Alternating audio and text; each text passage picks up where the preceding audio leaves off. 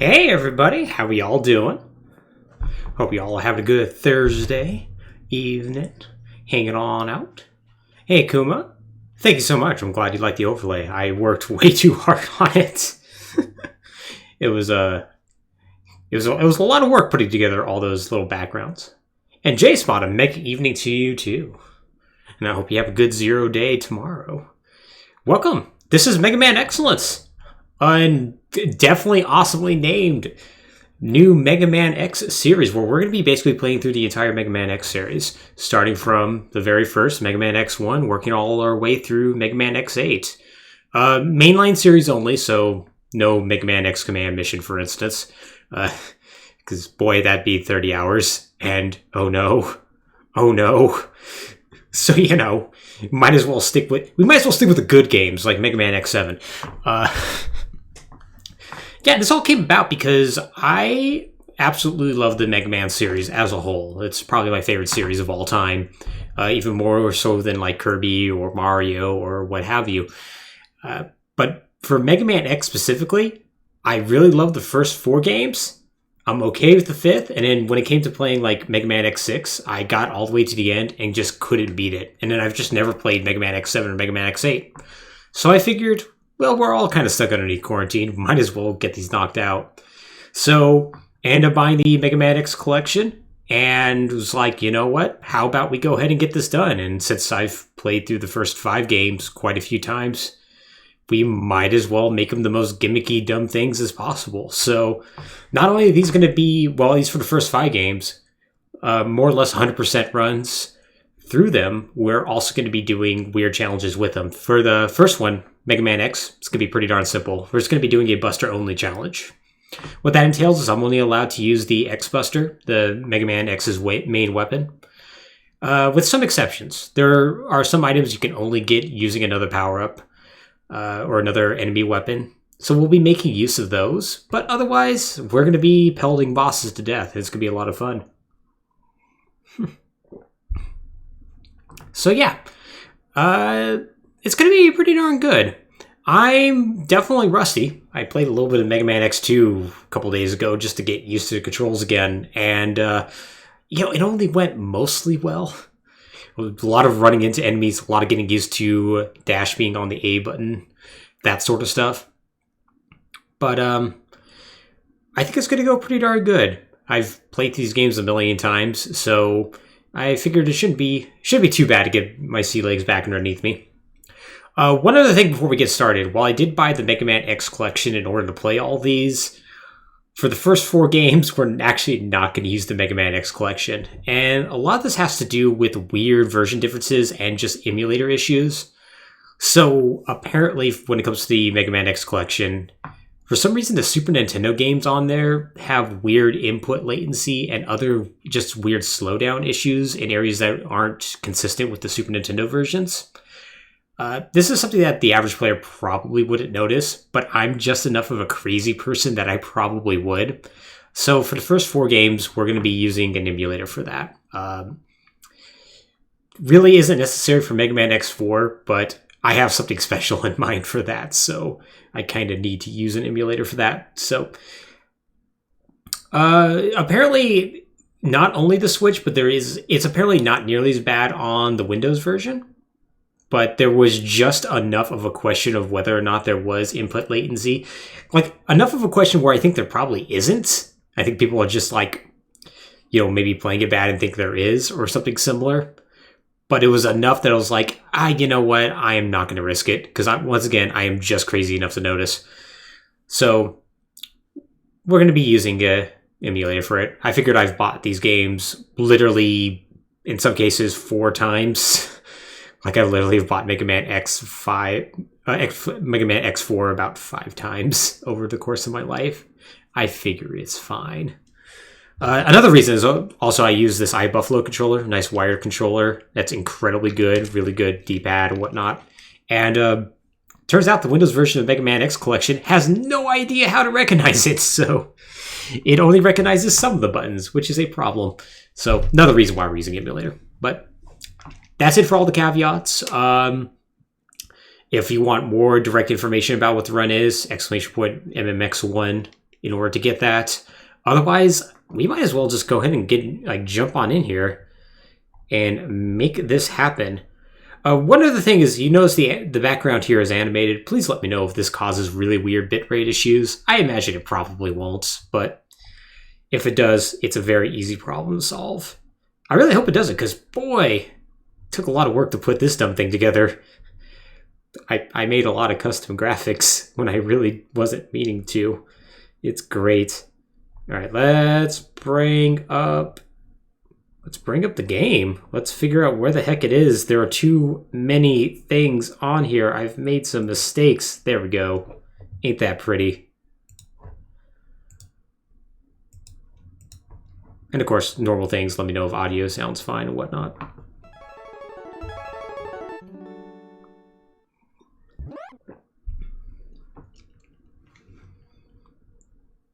I mean, you should. Oh, yes, thank you. I figured it is appropriate to wear this. Awesome Games Done Quick shirt.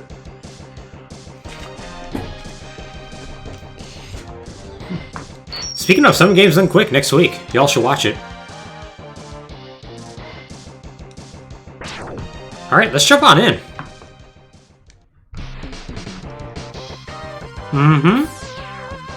Oh, it's gonna be great.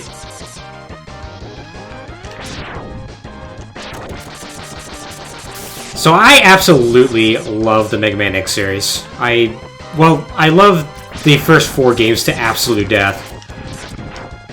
And needless to say, I'm incredibly excited about being able to play these again. Like, just to have an excuse and whatnot.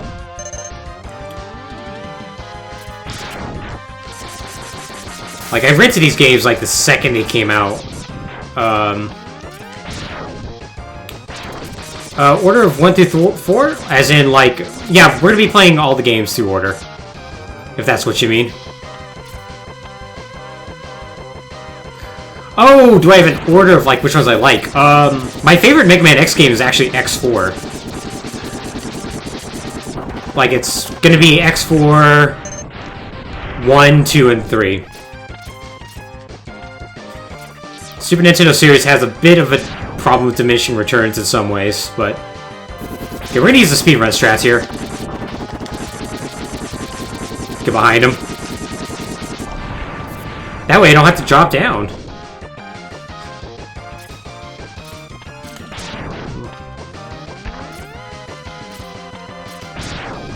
Yeah, I think a large reason why I do like these games is because... while the other, like... Mega Man sub-series would get pretty darn different. Like, even Zero gets really, really different from, like, the core mainline Mega Man games. Mega Man X literally is just more Mega Man. It's Mega Man, but hardcore.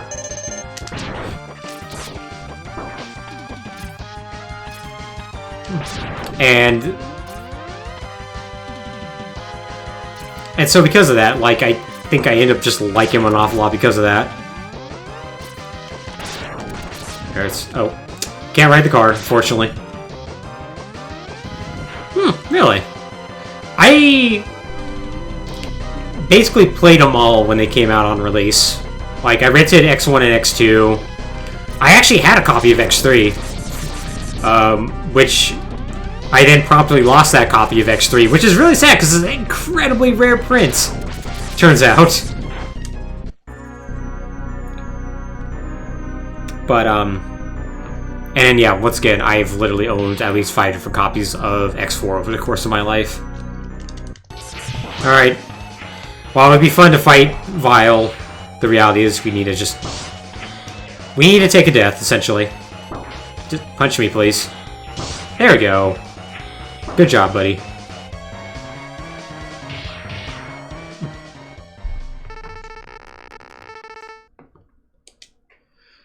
I absolutely love Mega Man 7. I think 7's a great game. Colorful and bright and whatnot. But yeah, if you like speed, yo, Mega Man X games are for you. Except, oddly enough, the first game. The first game's not really made for speed at all. Despite being the game, of course, that introduces the dash and whatnot. Look at Zero. Look at the guy who's supposed to be the protagonist of this game. Look at how cool he is.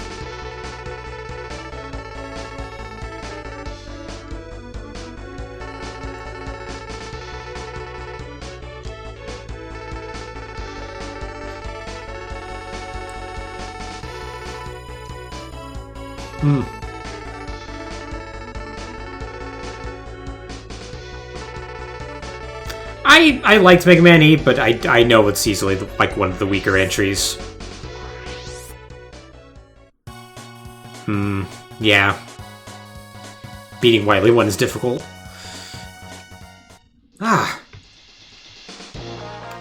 First off, listen to this menu music. Like, I think half the reason why Mega Man X is so good is because of this music. It is so good. Also, just all these weird things, like, hey, do you want this map of where everyone is? That's cool. Little preview of the stage. Like, it's a weird, unnecessary level of detail that the other Mega Man X games just don't really bother with. Do you want to learn about their stats? Sure. Look at this. This chameleon is nearly 6 feet tall and only weighs 170 pounds, which seems light, personally. Yeah, true. It's a Mega Man game where you can swim, and there's something that's just weird about that.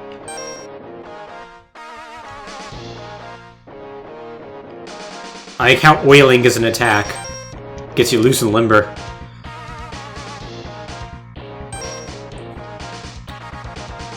Yeah, just... I always found this just so cool. Also, man, Armadillo is... I think it weighs more than Filet Mammoth for some reason. Okay, no, he doesn't. Still, big guy. Alright, let's just jump into this. Never did. Always wanted to. It does seem like it's really cool. Good send-up to Mega Man X. Not the world's biggest roguelike fan, though. I do like how apparently the sequel is literally just, listen, we made a Mega Man X game. Right down to the way the characters look and everything.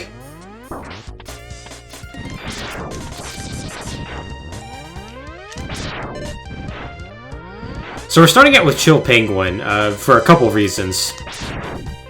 The first is, Chill Penguin is supposed to be who you start out with. The second is because we get our first armor upgrade this way. And it's basically the one you want the most. We're going to end up getting the dash boots, which allows us to do exactly what it sounds like. Give you one of the most... Probably the thing that really defines the X series, just the ability to dash and move quickly.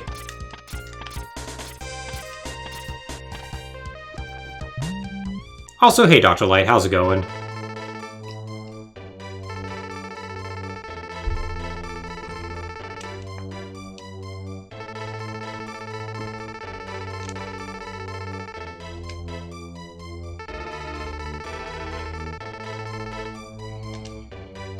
I do like how Dr. Light pretty much anticipates, like, nah, you're probably gonna have to do some robot destroying.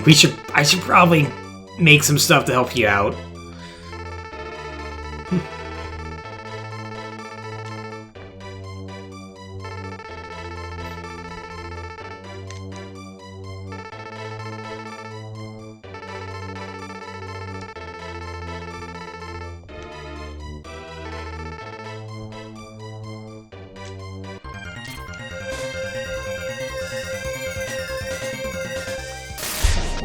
And so now we get the other feature that really defines Mega Man X, which is armor upgrades. Like there's a little bit of a concept of like upgrades in the Mega Man series, but like it's really few and far between. Like there's not really any like real solid upgrades until like Mega Man 6. And Mega Man 6 technically I think came out either the same year or 1 year after Mega Man X. I believe it was 93. So like it was always cool to be like, oh man, there's like now hidden stuff like around the stage besides some beat letters.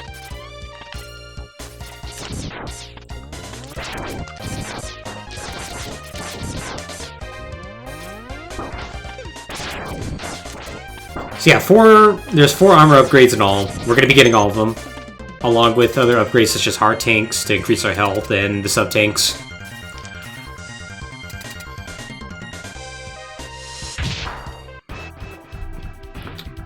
Chill Penguin. So, Mega Man X has an interesting... I think it's supposed to be a quirk. I'm not really certain. But,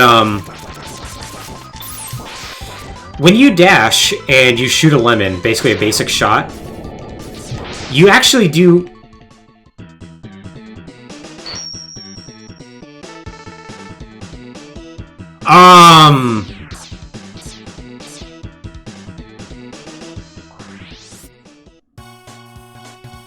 Okay, well, I'm confused.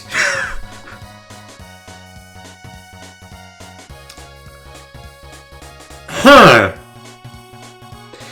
So this is a known glitch. You can technically basically cause a byte in memory to be flipped to automatically end the stage and give you a weapon. And I appear to have managed that. Somebody could clip that, that'd be great. So this is already off the rails.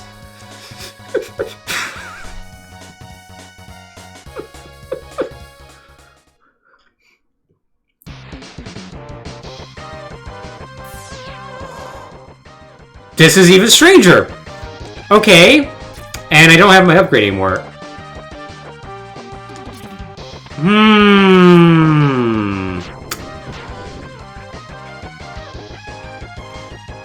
Oh, I actually wonder now.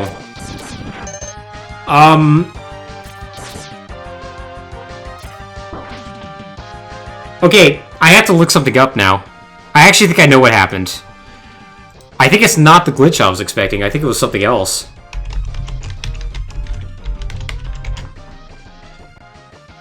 Let's see.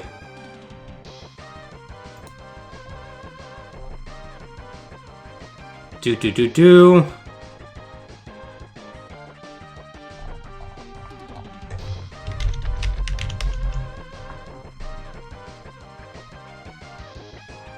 Ah.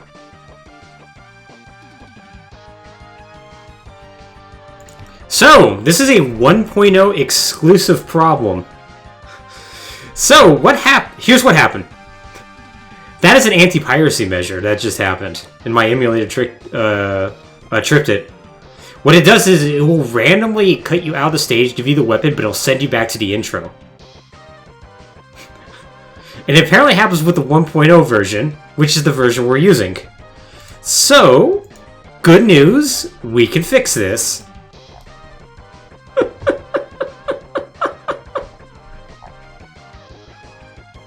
Honestly, I think that's cool. I think that's cool that just happened.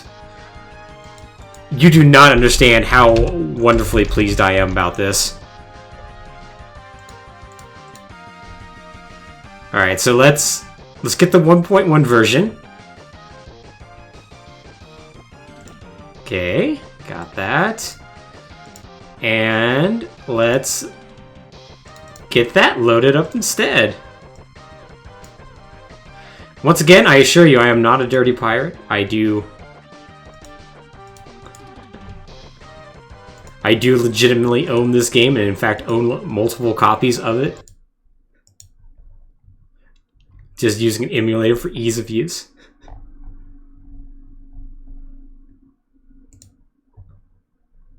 Yeah, this is just more Mega Man X. Now you get to see the 1.1 version. Isn't that lovely?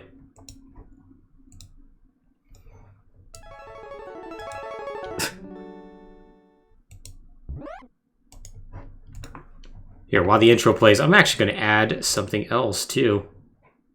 Because might as well. I actually wanted to do this, but I completely forgot.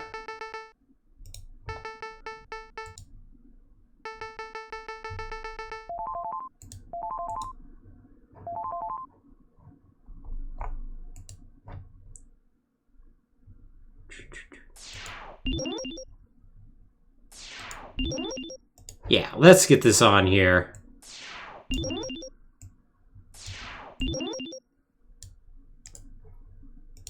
Switch that font real quick.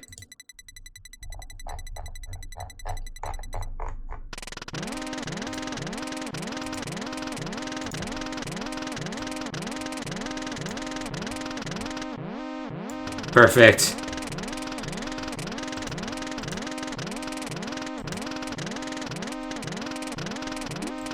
Why you no want to reset? Please reset, thank you. There we go. Alright. Let's go ahead and try this again, everyone.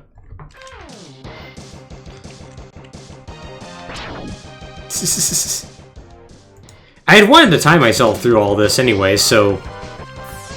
kind of glad I have the opportunity now.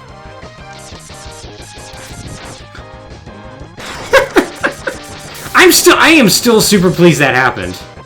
Like, legit. I am not. I am using, what is it, SNAS? Which has a chrono up feature. I really probably should use Light Split. Light Split's a little bit more useful.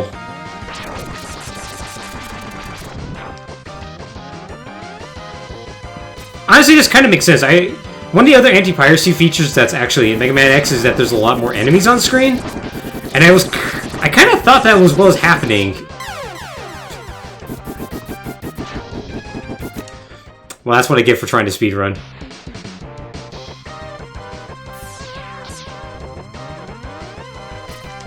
Off to a beautiful start. Exactly.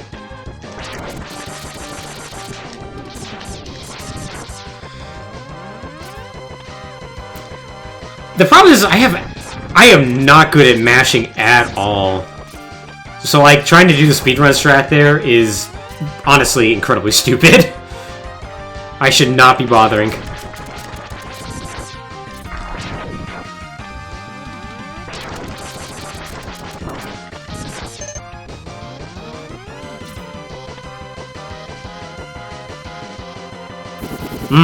Yeah, that does not sound good.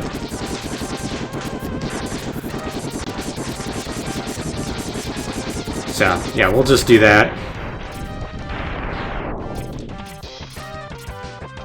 It's not as cool, but it gets the job done.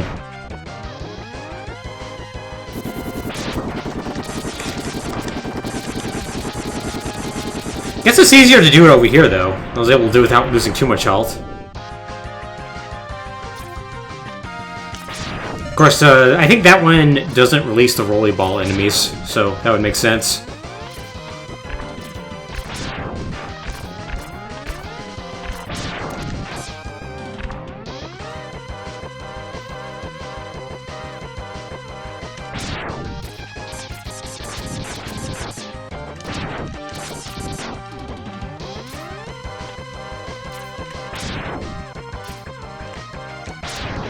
Here.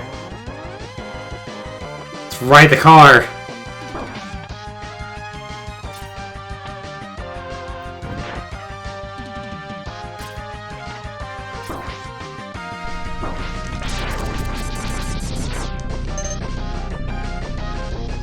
Oh yeah.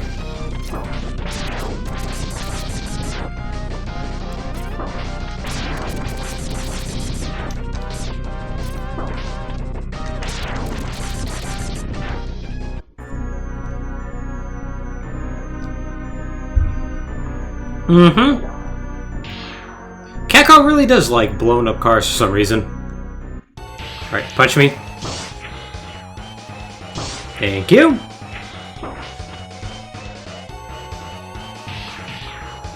Maybe that's why Vile jumps down and like fights you.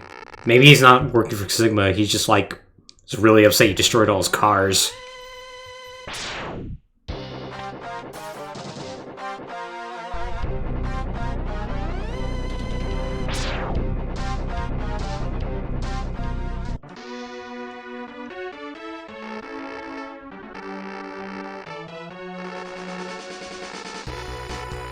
Alright, go ahead and skip through this dialogue.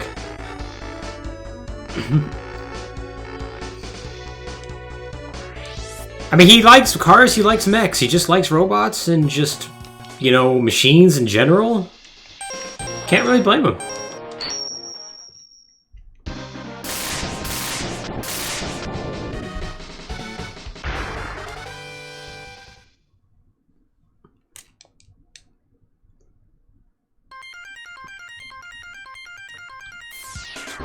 Alright, back at it. Like we never left.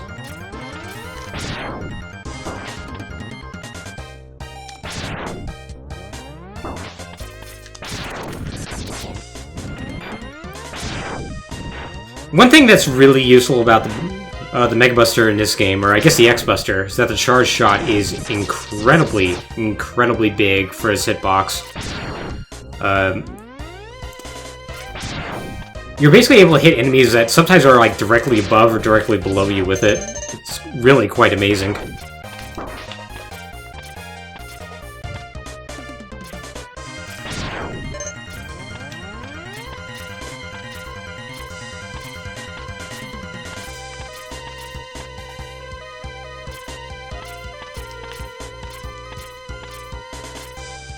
Alright, let's get our dash back.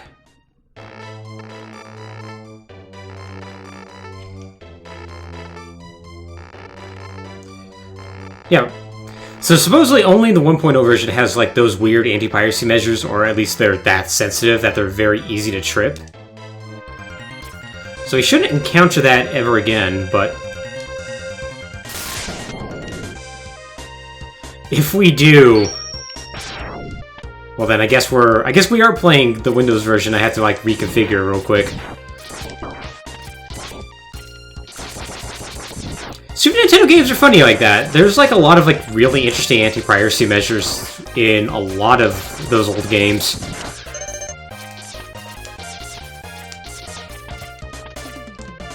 Oh, the Windows version of X1?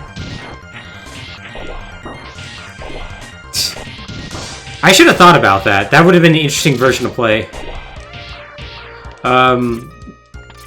I think it's technically the only DOS version of X1. I think the X1 version is technically DOS only. Yes, there was.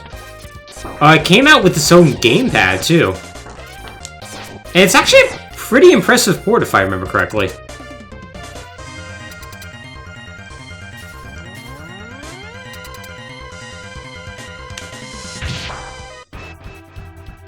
Hey, Chill Penguin. I'm back.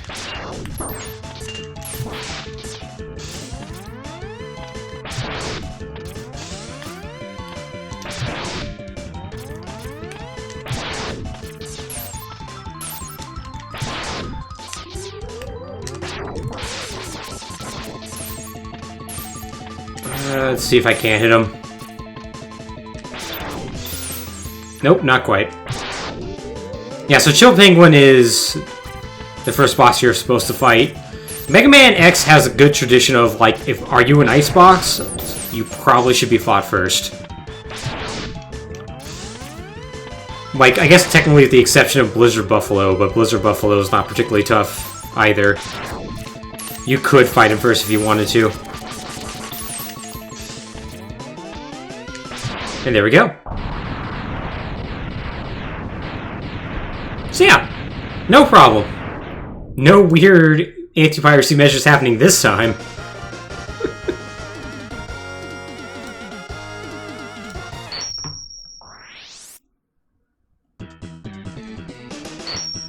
And of course we get that awesome shotgun ice.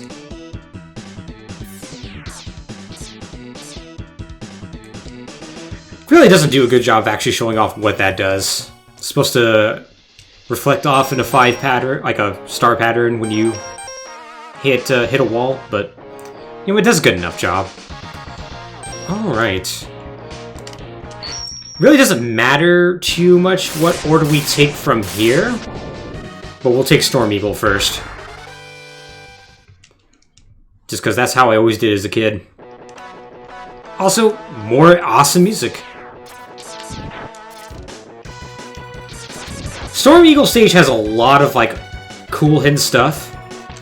Such as over here. Like, you can blow these away, you can find, like, hidden 1-ups everywhere. In this case, it's just some health, so it's kind of useless. That's true. We do get our second, armor upgrade here. I'm sure they do.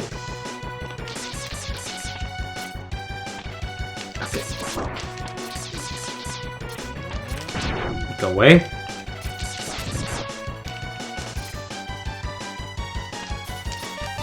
We can get our first heart tank.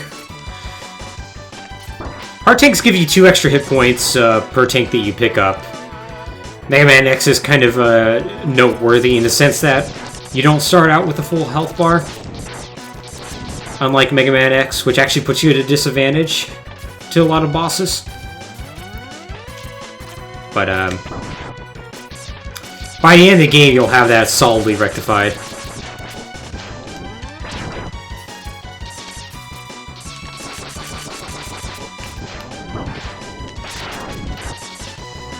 I'm not going to use the Hadouken. I figured it kind of violates the spirit of the rule, if nothing else. Oh, right. Time for another thing that blew my mind as a kid.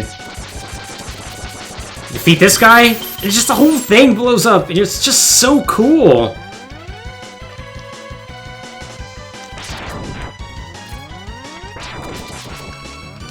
And that's just so awesome.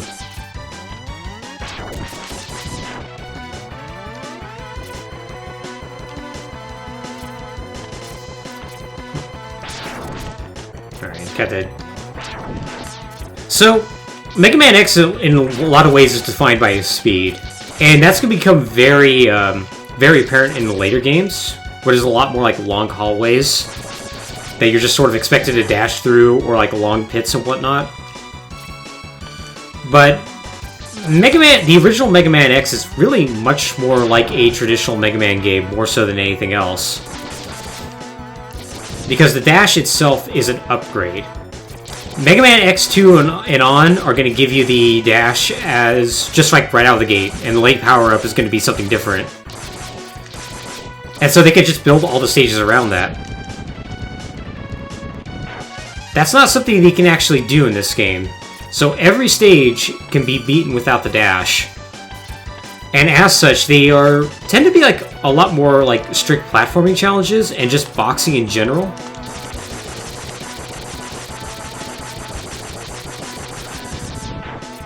Which makes it a surprisingly slow game at times.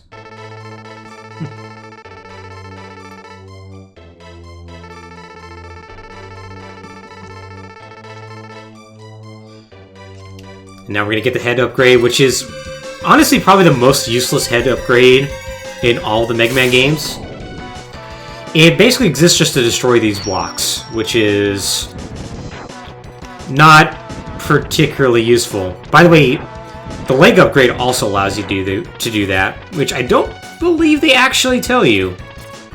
Or they might, I just never pay attention to that. That's just as likely, honestly.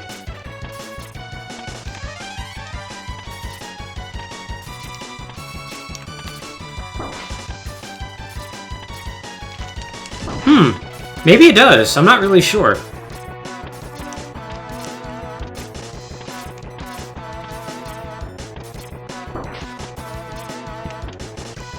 So, fun fact, you can go through the door if you want.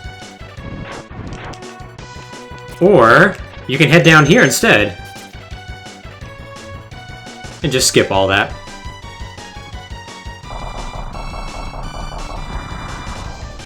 Yeah, I don't even think you can really get up there without the boots. I mean, you might be able to, but it's like a very, very, very exact jump. So the double lemon here is kind of the strat to use, as you can see. It just absolutely messes up Storm Eagle. Once again, while you're dashing, if you shoot, you do 2 damage instead of 1 for some reason. Seems to only really affect bosses, too.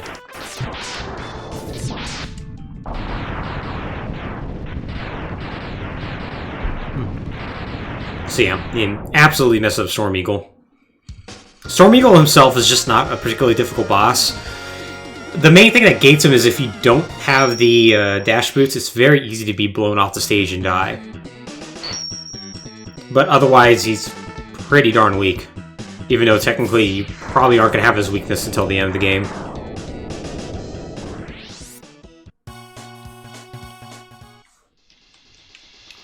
Alright. So we're gonna go to Flame Mammoth next.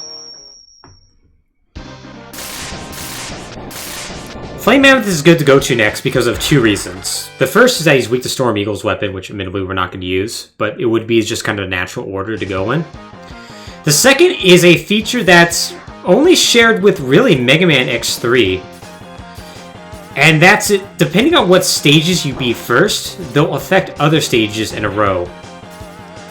So, normally, there's a lot of molten metal down there, molten slag, that will either damage or instantly kill you. By defeating Chill Penguin first, though, all of that is gone. So because of that, I know you can reach up there. There we go. Unfortunately, I think I just messed it up. There's not. It happens in Mega Man X3. So I actually have messed this up and now can't get that. X3 does have that. They have what's called the Nightmare system, which is... depending on what boss you beat, it'll affect other stages by adding something like crushing blocks or rain that constantly hurts you. Yeah, and it's not as personalized as this is. So because what I just did there, we unfortunately do have to come back. Get out of our way.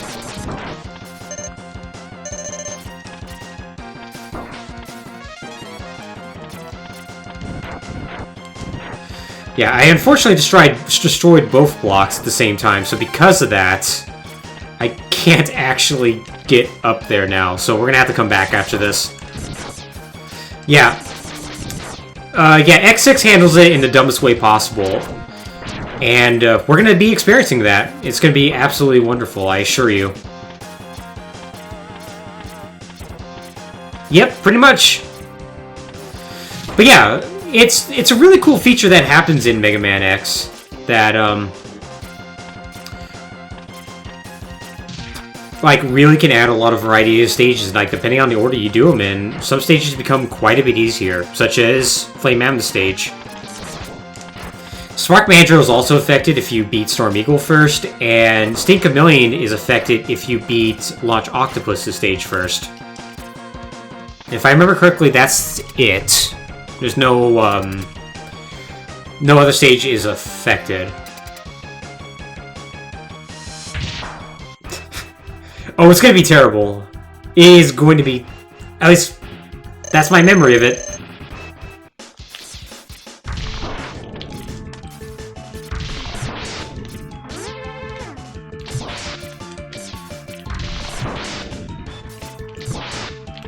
So yeah, Flame Mammoth is kind of a joke, as you can tell. He can shoot down those oil slicks and light them up, which can cause a significant amount of problems. But even knocking you on the floor doesn't keep you on the ground for long enough to really be dangerous. I think you can also get stuck in oil, but don't quote me on that.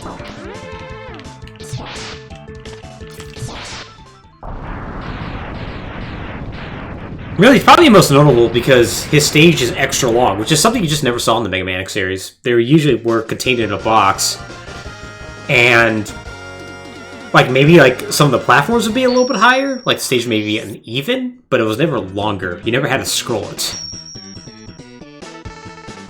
Well, now we get the Fire Wave. So the Fire Wave is required to actually get the heart container in Chill Penguin stage, so we're actually going to be going back to that here in a second, but first, let's go back to Flame Mammoth stage and actually get the arm capsule.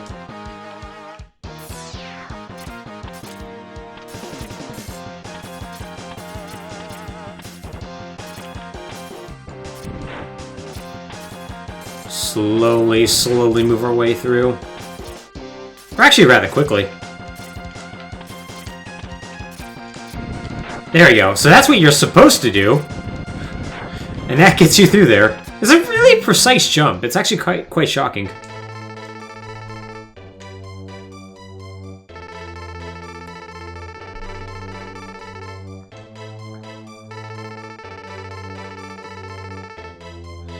So, this arm upgrade is interesting for a couple reasons. The first is, we technically didn't have to do this.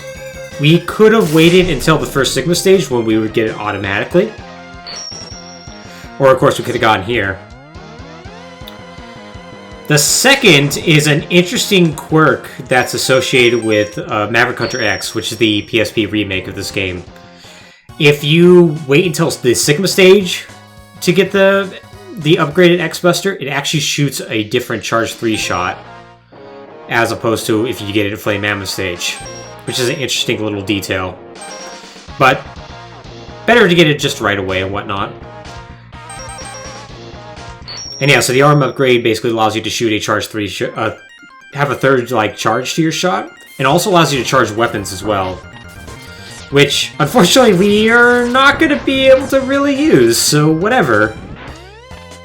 Just imagine that it's really cool, because it is. It has an extraordinarily big hitbox, too, which is nice.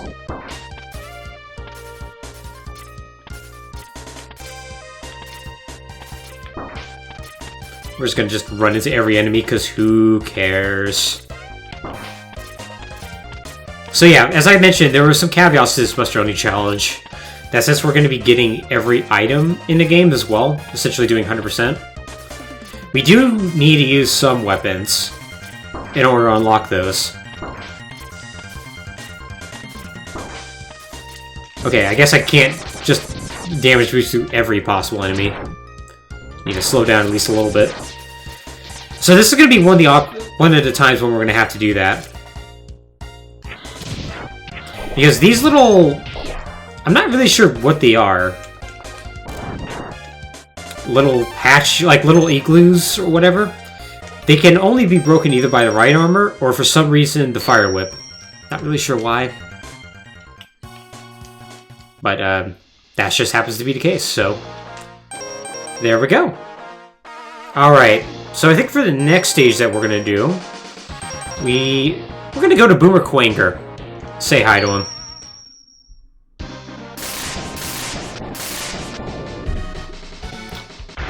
Quanger is a type of beetle, as it turns out. Another stage that has some excellent music. An underrated track, honestly. I think a Charge 3 shot knocks the shields out of the way. Nope, it doesn't. Okay.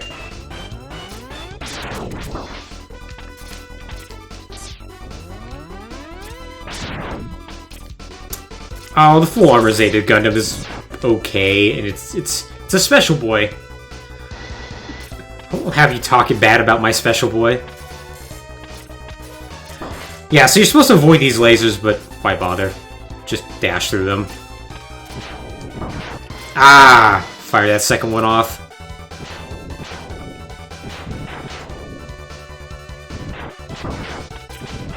Those turtles take too many shots to really be bothered with.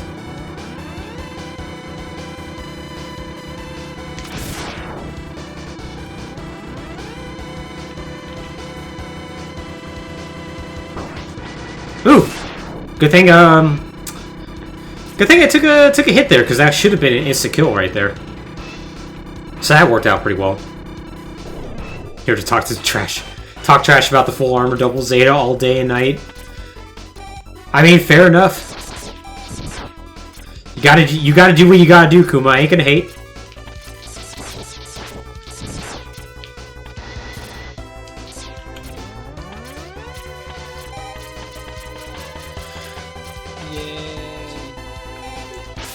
Oh, I really should have kept alerts on. Thank you so much for whoever followed. I apologize for not having my alerts on.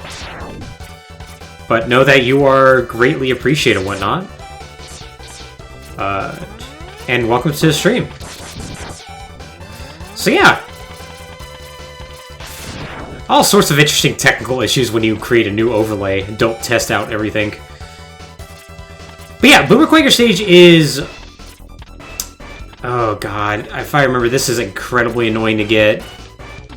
I actually think I have to come back for this one, don't I?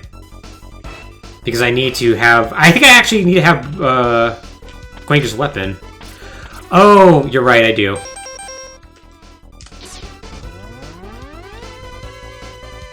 So one cool thing about the arm upgrades is you can charge up your weapons. It caused different things to happen. Such as that! Normally it'd be just this. But because of the arm upgrade, I can now make myself a really cool little sled. The other option would be to come back with Boomer Quinger's weapon, which is literally a boomerang that can grab things. But that would have sucked. So, you know.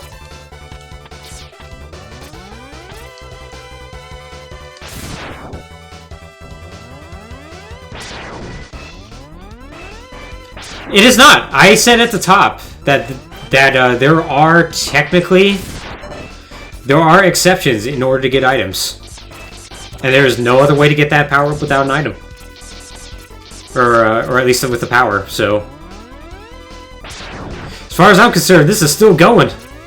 The challenge is still in full effect.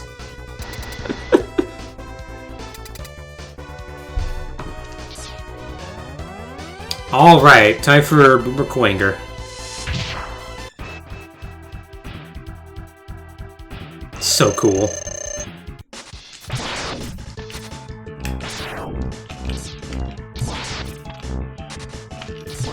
One interesting thing about a lot of the bosses here, as we die, is they have a surprising amount of weakness to the Mega Buster. Like, a lot of them will, like, recoil and take damage. I have actual flinch animations and whatnot to them, which has always seemed pretty weird to me. I can kind of see it from like a thematic point of view. Like you want to like establish that like X is actually pretty darn strong. Okay, we need to stick to the walls a little bit better. Dash pelleting him is probably not the best idea. Oof, that was just unlucky there.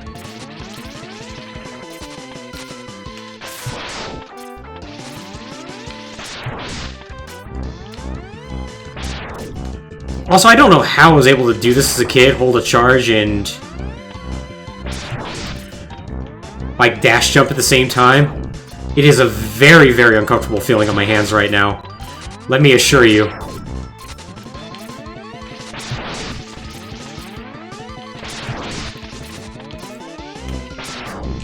Oh no, you don't.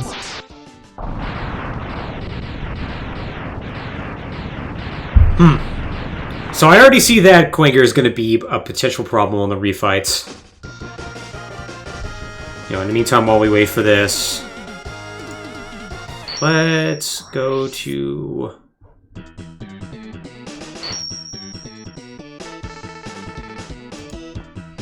Anyways, we're going to get an exceptionally useful weapon right now.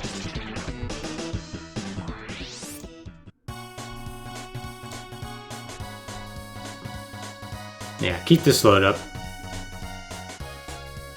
Kaluruli, there we go. Thank you so much for the follow. I do appreciate that. There.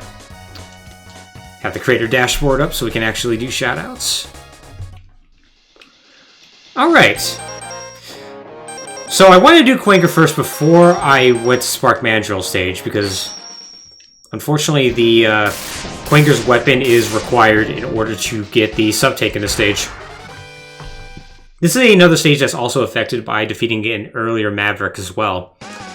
By defeating Storm Eagle, basically Storm Eagle's ship crashes into, I guess, Quinger's power plant? Not Quinger, Mandrill's power plant. And normally you have to deal with these electrical charges that are on the ground. Well, no longer! Unfortunately, you also now have this weird blackout effect, so, you know, it's not all good.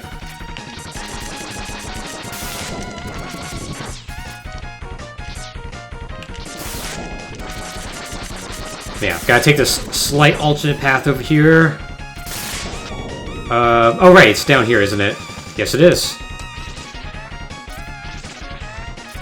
Okay, how do we do it? There we go. Remember, it was something like that. I don't think there's any other instance where we're gonna use a weapon, though. That should be about it. I may have to make a mild exception for one...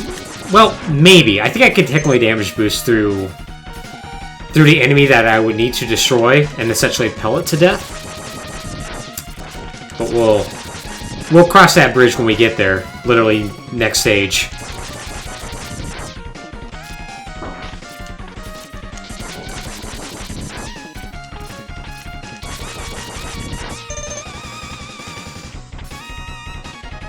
Alright, now for this boss.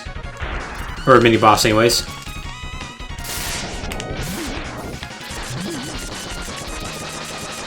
So I'm not sure if this boss actually has invincibility frames. A lot of bosses in Mega Man X either do or don't have invincibility frames. Like, it's never really that consistent.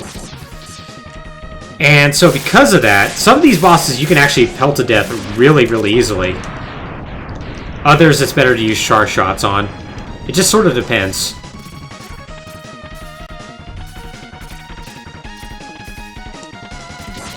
Oh, come on, don't you want to come down here?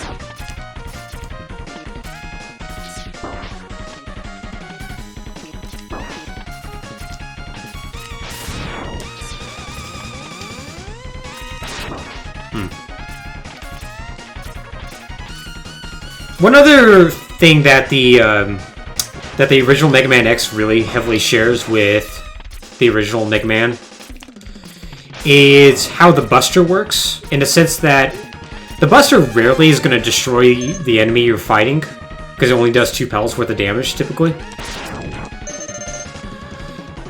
This is going to change in X2 and X3, and really just going forward in the series.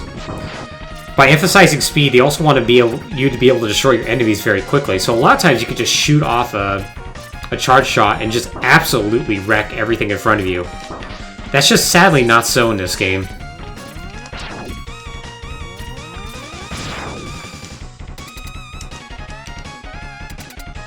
Like, you could really tell that this game was a very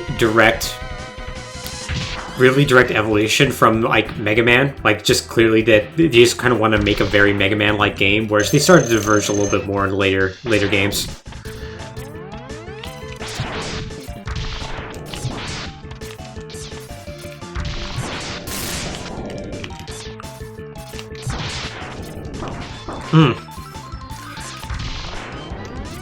So yeah, Spark Mandrill really shouldn't be too big of an issue, but he is very, very, very capable of knocking you off the stage very easily.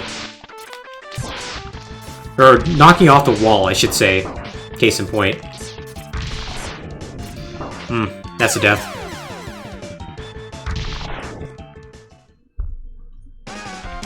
How many extra lives do I have right now? Doing just fine.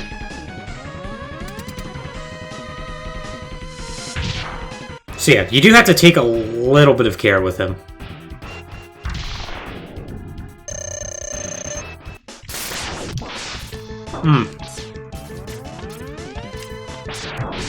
Yeah, and that charge, as you can see, he can kind of just instantly throw it out if he wants to, so you gotta be at least a little careful with him.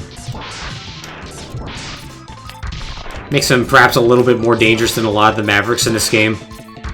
Who, as you can probably tell, a lot of these Mavericks are not that difficult to do Buster only. Oh, was not facing the right way. That's unfortunate.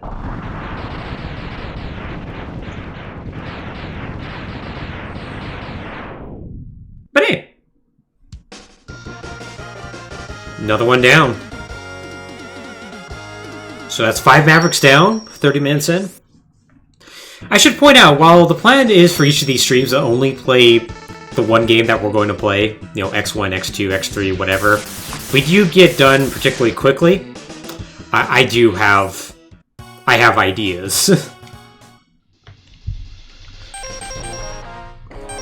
And plus it's me, you know I'm gonna get roadblocks somewhere.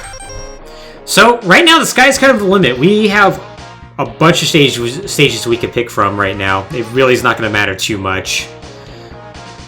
I think, though, for our purposes, we are going to go ahead and do Armored Armadillo first.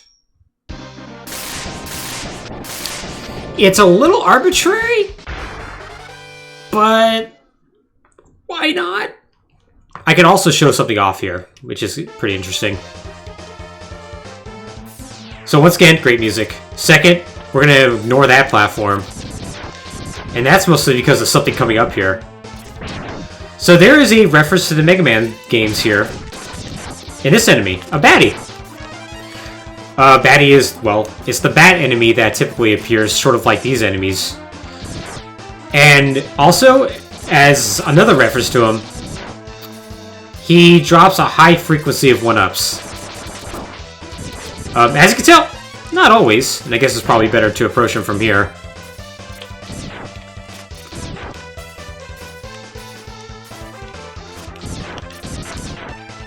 We're only gonna get a couple 1-ups, because whatever.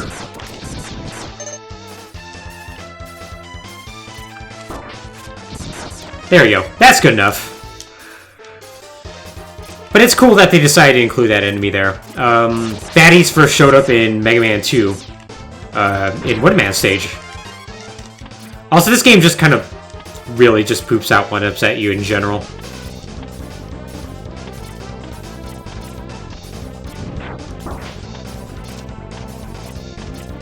So yeah, have to outrun a Crusher, but as you can see, it's not particularly difficult at all to do that.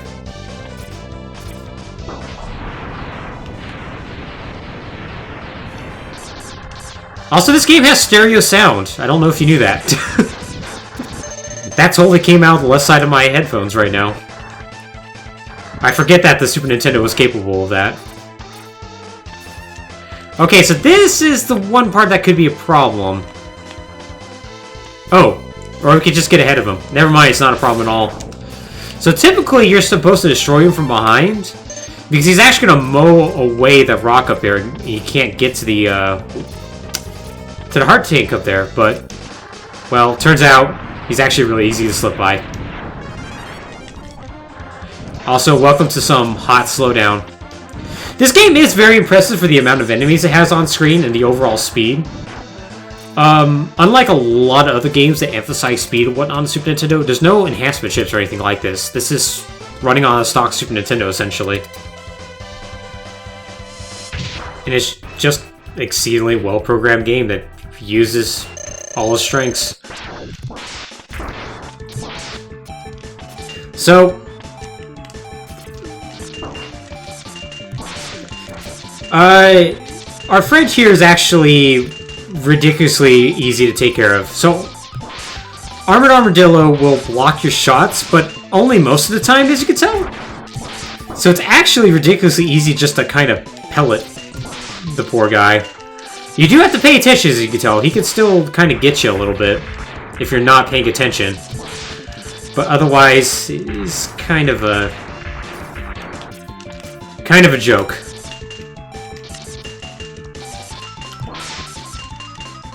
If you do charge shots on him, he can actually absorb them and reflect them back at you, which can be a problem. And also, sometimes he still does just block you.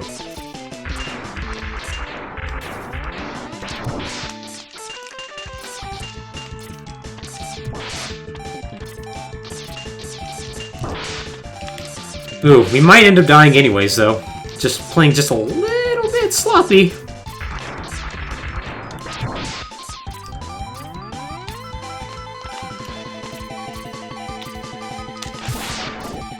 Also, yeah, if you just hit him from behind, that happens too.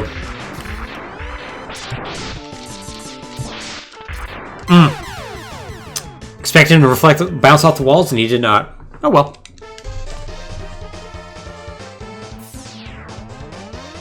This is a game that you have to play with like a constant claw grip, as you can tell. It's a little annoying.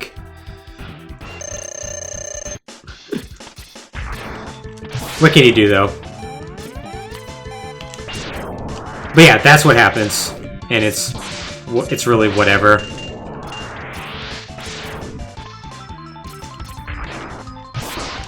Oh, yeah, turned around, I guess, on me. That sucks.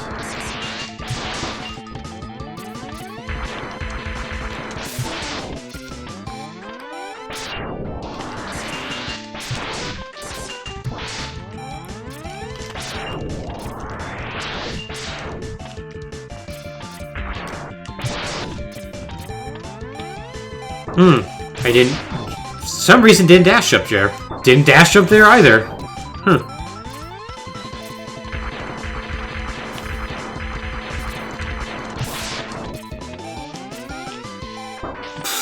am just not dash jumping for some reason. Yeah, my dash jumping is inconsistent. I wonder what's going on. Oh well.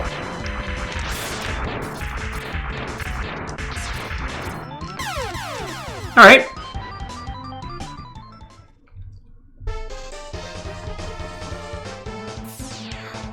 We're gonna just take it slow and steady then. We're just gonna pellet.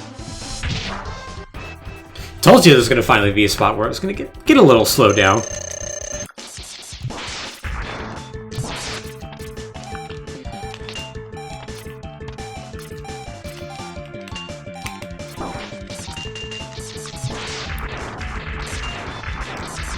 At least.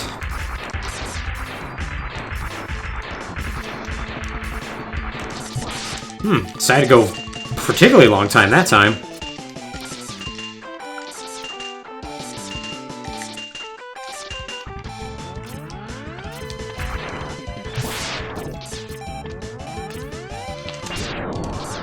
I'm definitely holding the A button when I do dash jump. I don't know what's going on. I wonder if my controller is just not able to handle these inputs, which would be very unfortunate.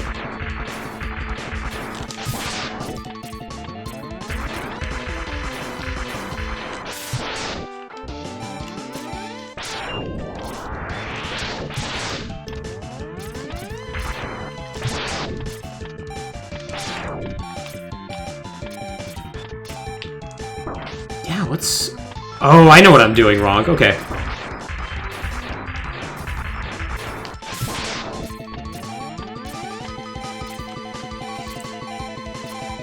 I'm letting go from the wall just a little too early.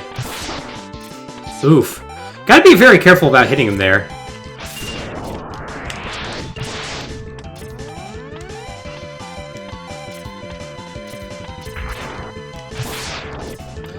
Case in point.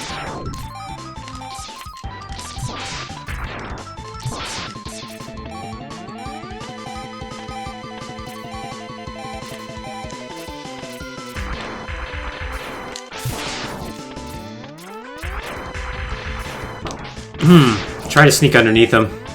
That was a mistake.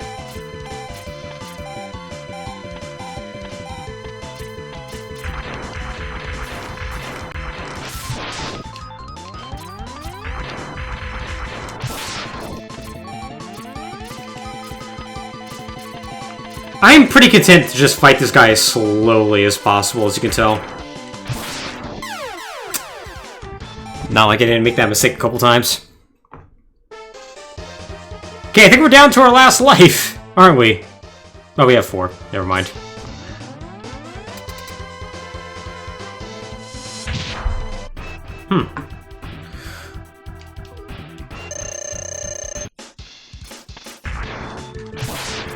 Yeah, it's weird how sometimes he'll...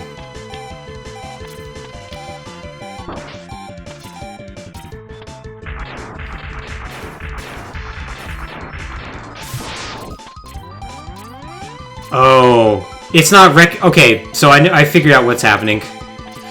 My controller doesn't recognize left, Y, B, and A at the same time. That's incredibly unfortunate. Okay, now it is. Huh. Okay, so that's actually not it.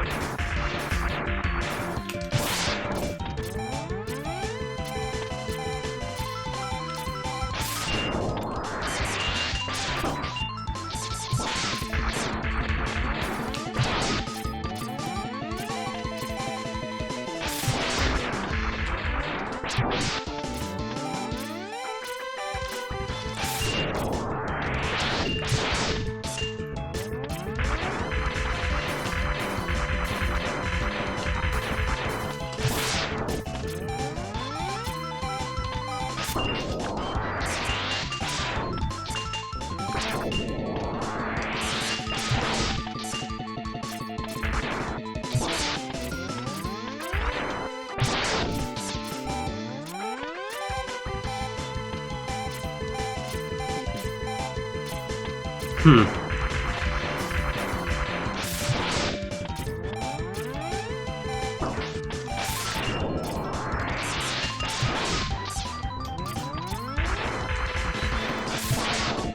Alright, so far, we're making some progress. We're gonna be perfectly fine. It's gonna be the run.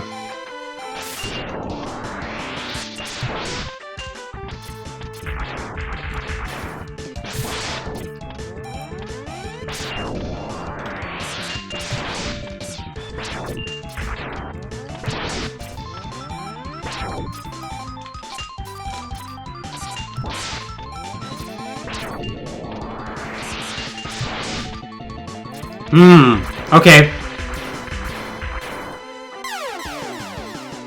My dash stops. That was really weird. Still, I've discovered a pattern with him. You hit him with a charge shot, he immediately starts his roll right afterwards.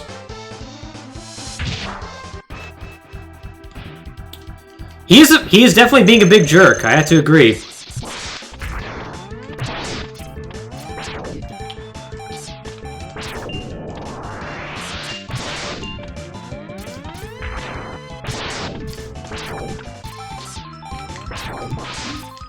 Oh, managed to actually perfectly get him there.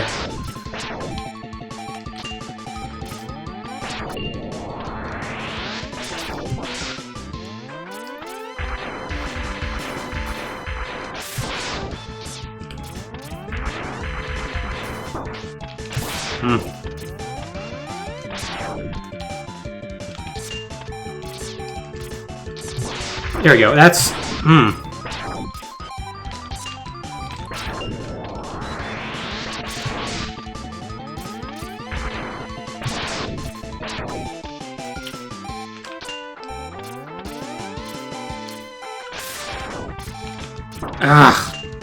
Ended up firing in the wrong direction, which was really unfortunate.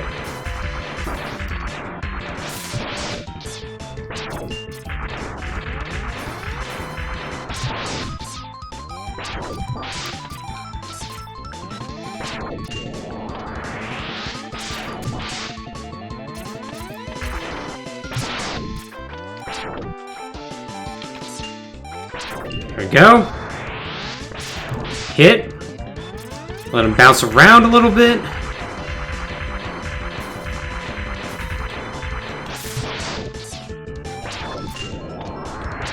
Let him charge up, fire, gimme, get hit.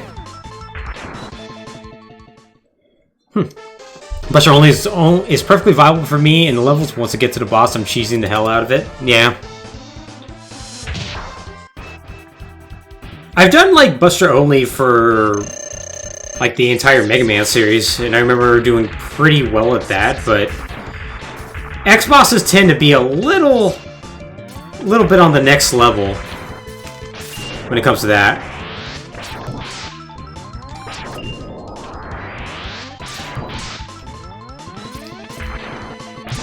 So yeah, they can... It's definitely much harder to do a Buster only sort of thing on these bosses. With, once again, Mega Man X1 being kind of the exception for the most part. Like, half the time you're fighting Storm Eagle Buster only anyways, because guess what? He's just... he's not that tough.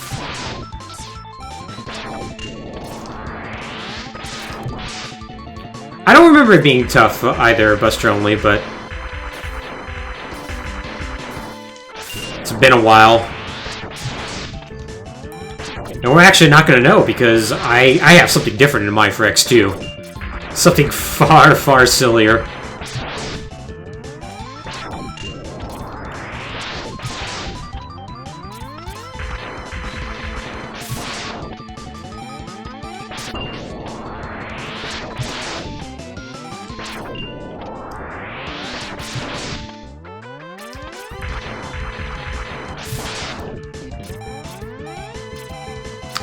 Actually, yeah, Kuma, that's exactly what it is.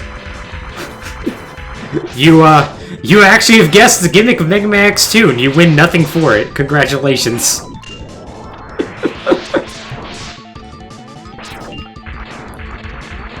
I guess I might as well say what the rest are. Like, Mega Man X3 is going to be a pellet-only challenge, so... basically Buster only on steroids. Mega Man X4 is going to be Zero Minimalist. And X5 is going to be called the worst boss order imaginable. Plus all endings. Well, maybe all endings. I'll need to research that one for X5 a little bit. And there we go.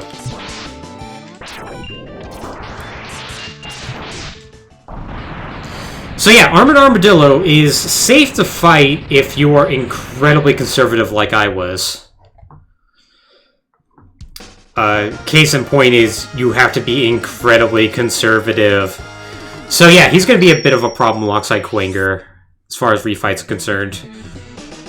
Thankfully, the refights in this game are structured in a way that it's much less of an issue than you think it would be. Because you only fight a couple bosses per stage rather than all 8 back-to-back. Alright, so next we're going to go ahead and do Launch Octopus. Because the part where I said, hey, boss order now doesn't matter, I lied. We need to beat Launch Octopus in order to get the Heart Tank in Sting Chameleon stage.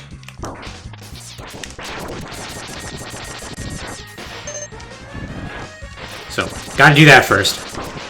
Oh, they jump up! I actually did not expect that!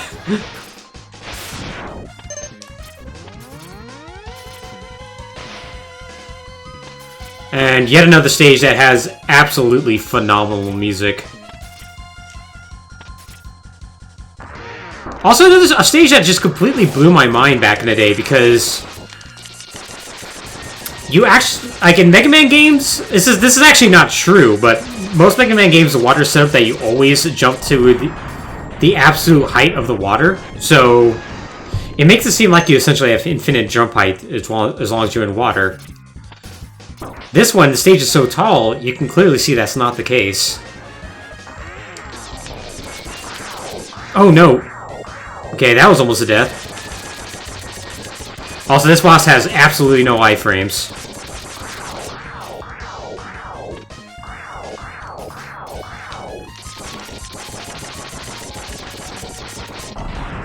A save so nice, I had to do it twice. Ha! Jinx.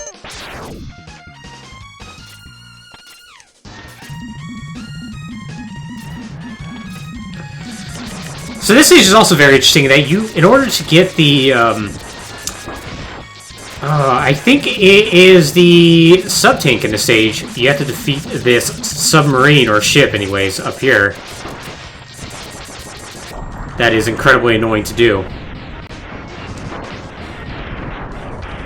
In order to come down here. Like, just like there's like weird stage destruction and just other cool stuff that just goes on all throughout this. It's just so rad.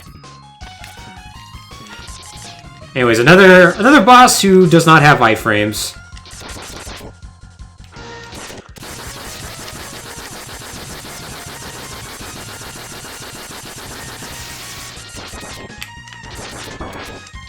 Oh boy, where's the spikes? Okay. Should have been a disaster, but it wasn't, so that's great.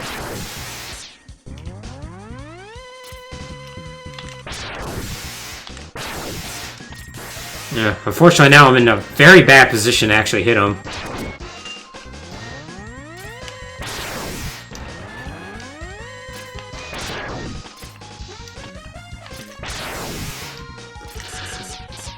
A boss that I really just want to pull out the Storm Tornado on. Because the Storm Tornado hits him on every frame, and has a very wide hitbox. But, well... Oh, boo. But there we go. Okay, so is the Heart Tank. We only have... yeah. So I think we should still be missing a sub-tank in this stage. I'm not entirely certain where it is, but we'll find it.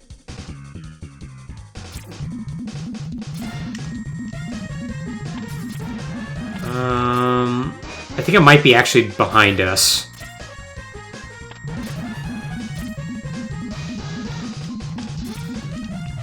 It's not particularly far in the stage, I know that much.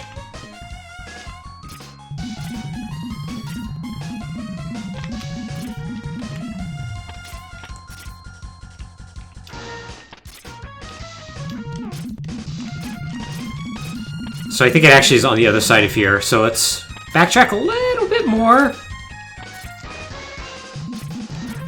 And here we go. Oh, or not. Can you tell this is like the one item I don't quite remember where it is? Maybe it's actually further along then. Guess it has to be.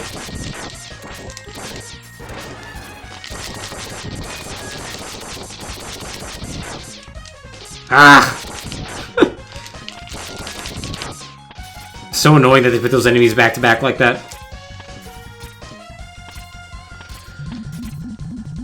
So yeah, so for those of you who are unaware, Mega Man X actually did get a remake. Like a full-bodied remake, too. And, God, what was it, 2006? Actually, I think a little older than that. Called Maverick Hunter X. A game that was far, far more cinematic than this game even was.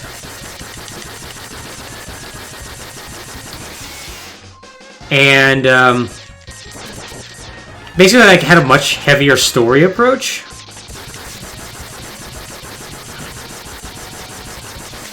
Like, complete with, like, an opening cinema and whatnot. Changed major elements of the story, which... The story here is very bare bones.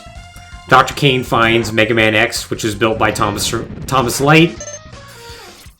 Dr. Kane makes a bunch of replica robots based upon X, called Reploids. Okay. We may have to come back here, then. And yeah, so like he does all that, and robots go crazy, and they're led by Sigma. Maverick Hunter X tends to take a bigger story focus.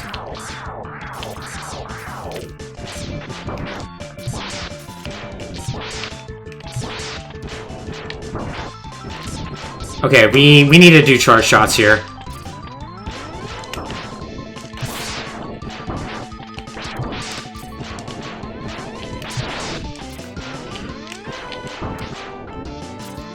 Yeah, this is not going to be easy.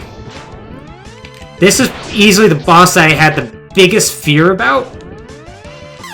Because as you can tell, he does not take no for an answer. He just comes at you. But yeah, to finish up my thoughts, yeah, so like each boss, actually, each Maverick would have their own dialogue about why we're rebelling against humanity and whatnot. That always seemed like a nice touch. Because some of them would just be like, man, we just want to kill some humans. The others like, you know, robot freedom. Others like, well, you know, survival of the species. And it was always kind of interesting. Okay, so you're just gonna keep doing that, huh? That's actually probably good that he does that.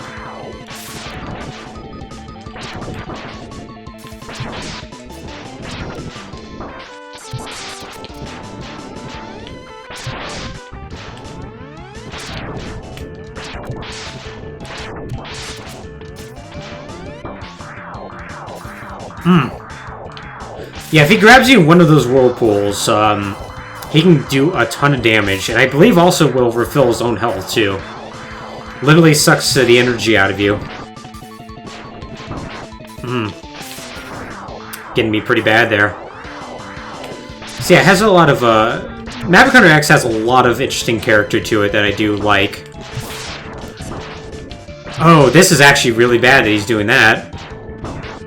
You need to chill out, dude! But there we go.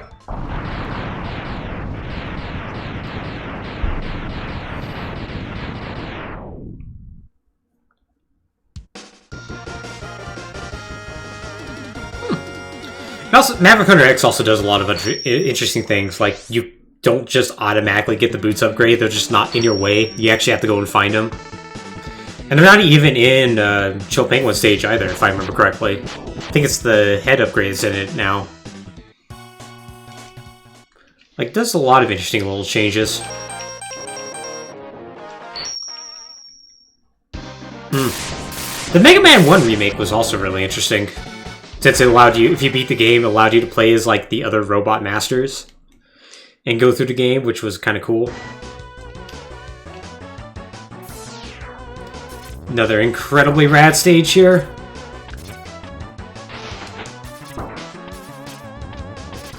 So after this, we're going to have to go back to Launch Octopus' stage and find that sub-tank. And this is the main reason why we had to beat... we had to beat Octopus first. It floods this lower area for some reason. And that's...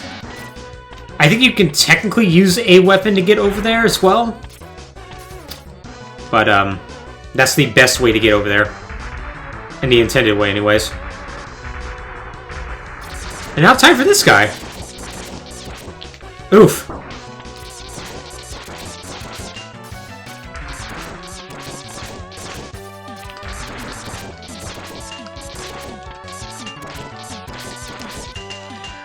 So another boss that I'm not sure actually has invincibility frames. So I think it's better to just pellet him to death. But he does have a lot of health just in general.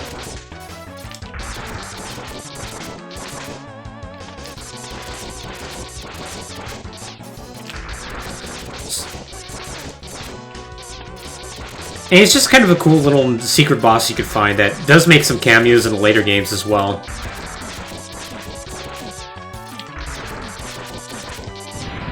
And there we go. And then, just out of the ground, hey, it's Dr. Light.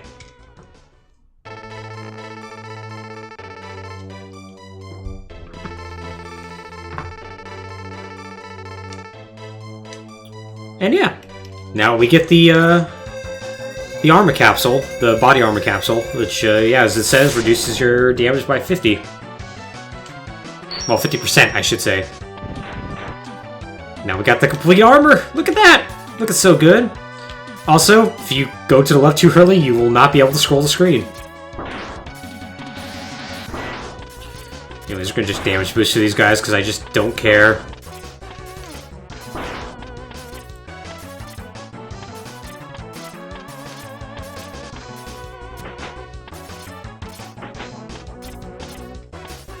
Free one up there, because why not?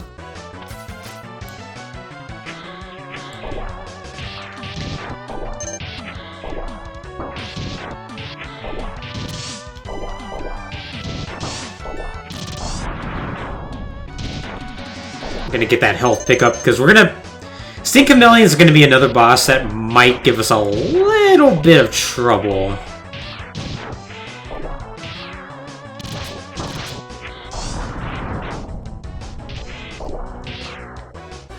Nope, get out.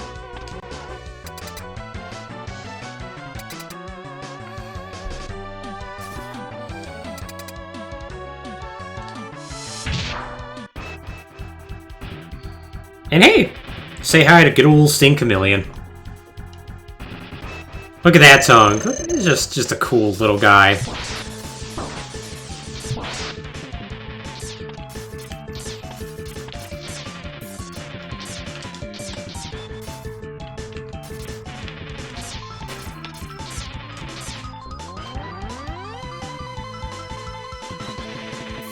Ugh. As you can see, yeah, he's an incredibly annoying boss, too, if you don't have his weakness.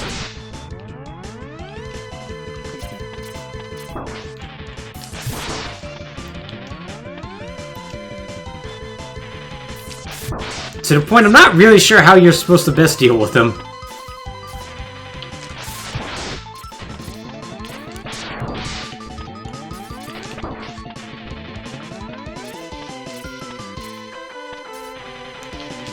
There we go.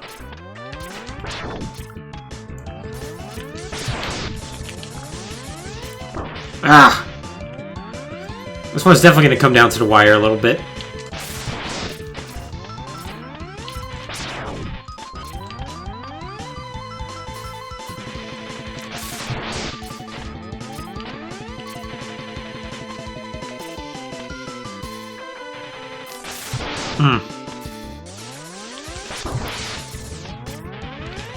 I don't know, what's y'all's favorite Maverick or Robot Master?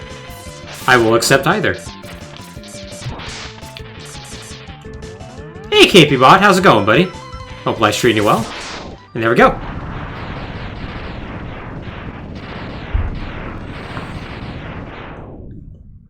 Duff McWhale. Duff McWhale's good. Boober Quanger. Nice, nice. I've always liked Storm Owl for some reason. No idea why. And yes! Chameleon Sting, and also look at that full armor X.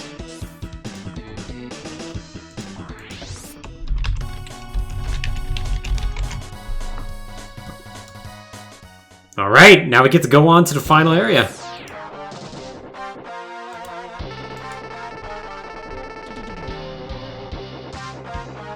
Oh,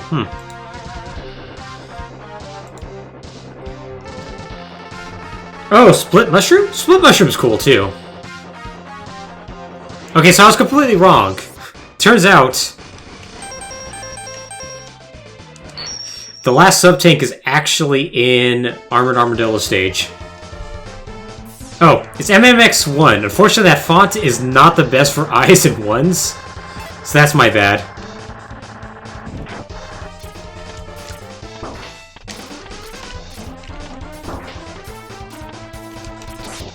So let's just damage boost through here. Oh, it's a one-hit kill. Yeah, for some reason I didn't think it was.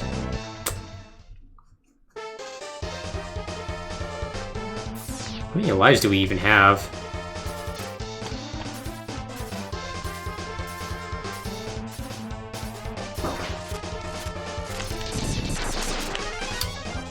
Ooh, favorite stage music, huh? We're gonna farm lives here because we might as well. Oh, used to be though. Still, like, liking any music from X3 is an uncommon opinion.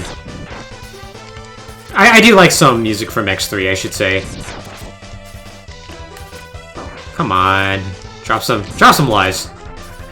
All right, whatever. Who cares? We're gonna move on. We got 2 lives now. Yeah, fair enough.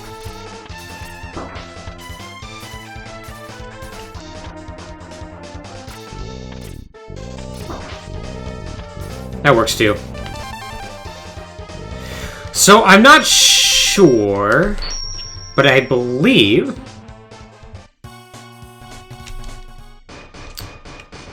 we're gonna get, since this is 100%, we do need to get one more thing.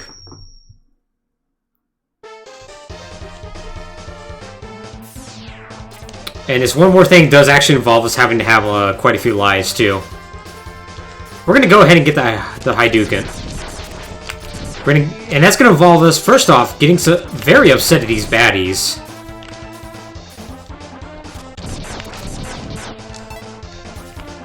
Because we need to essentially die 5 times. Which means we need 5 lives in order to die with. Okay. I'm going to get 2 more just for safety. Yeah, that's fair. That's fair.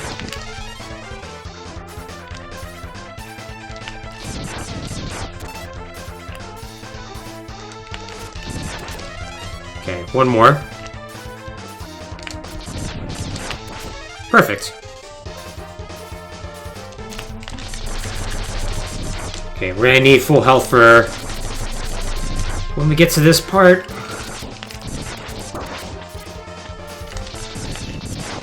Perfect, thank you.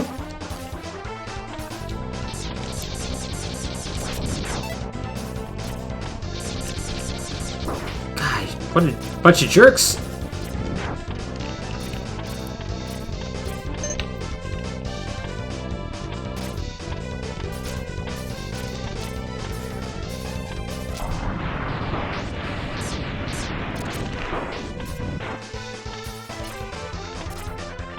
Now I think about it, I don't think you actually need full health while doing the initial unlock requirements. But you definitely do need to have full health when you actually grab the armor capsule. Which, that's fine. I assure you we'll definitely have that.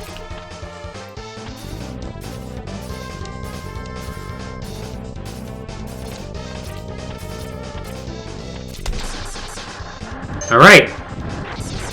Oh no, it works out perfectly well anyways.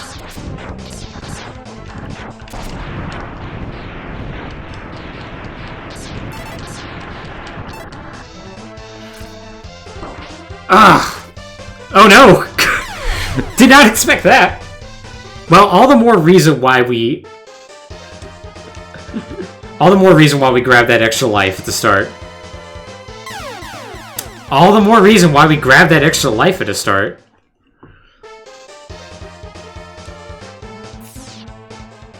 Yeah.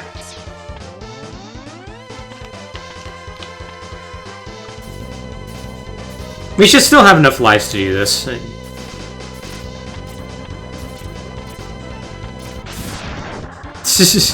Indeed, yeah, it's going just fine. Did we get a life? We got something. Oh, we got a full sub-tank.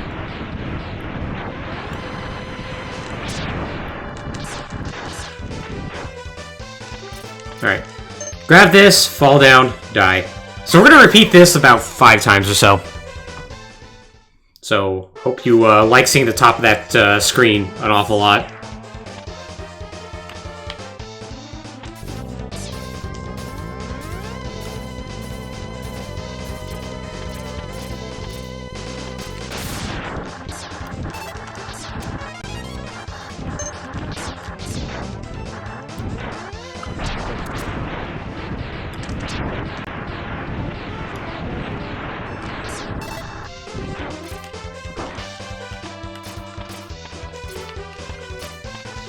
Oh, man. Getting wrecked by birds. Alright, there we go.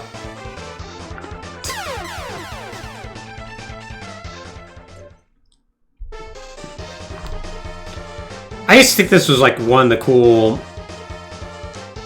Oh, you did? Oh, jeez. Poor J-Spot. Yeah, you just have to die. Yeah, so you have to collect that item up there 5 times. Because, I don't know, somebody at Capcom was a little sadistic. But I always thought it was one of the coolest things ever. Just like this incredibly secretive sort of thing. And look at that! Also, look at that Dr. Light who's... looks like he's ready to wreck somebody. He is here to mess somebody up. He has zero damns to give. Also, listen to that sound effect. So the Hadouken is great.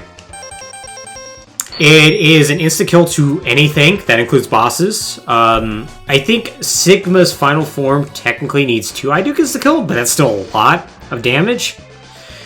We're not going to use it, because, well, this is a Buster-only challenge, so... at the very least, we have it.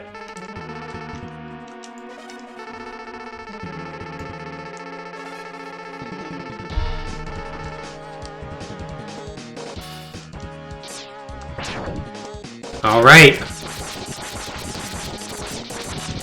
So the Sigma stages are going to be very interesting. This is where the Buster-only challenge is going to really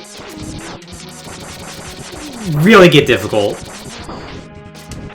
It's just, why am I destroying those enemies? There's no reason for me to do that.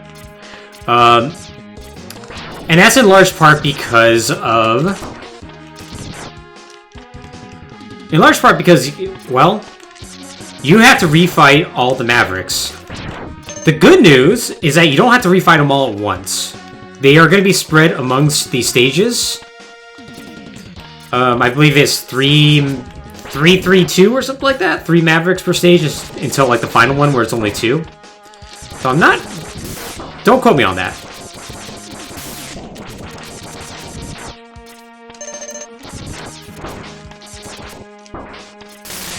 The point is that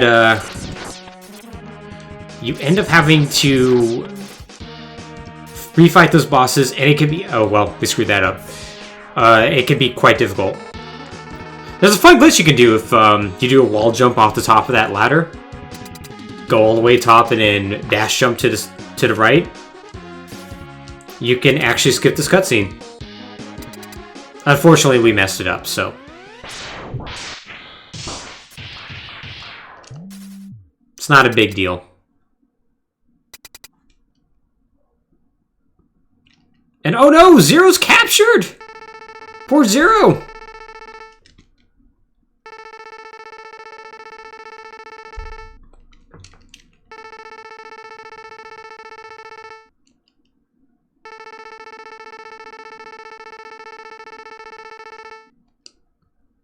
It's really not wrong.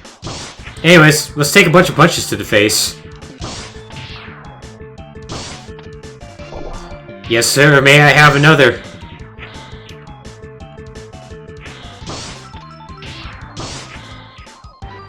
Yep. So far, so good. Going real well. And there we go.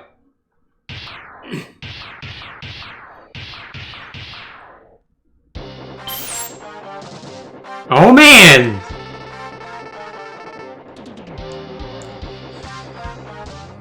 Oh no, Zero, what are you gonna do?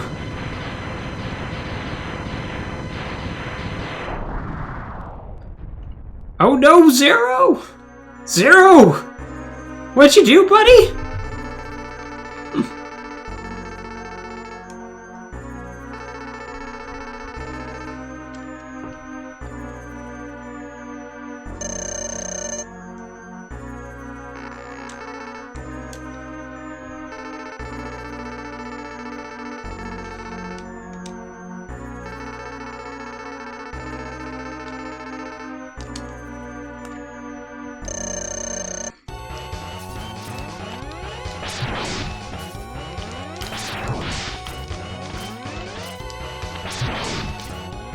Thankfully, Vile is not really that tough. His main weapon is let's run into you a lot, and he's actually pretty effective at that. I have to give him credit, but other than that, he ain't nothing. He is a sucker. He is an absolute sucker. Oh no, Zero! You're bleeding somehow, even though you're a robot. You're bleeding oil!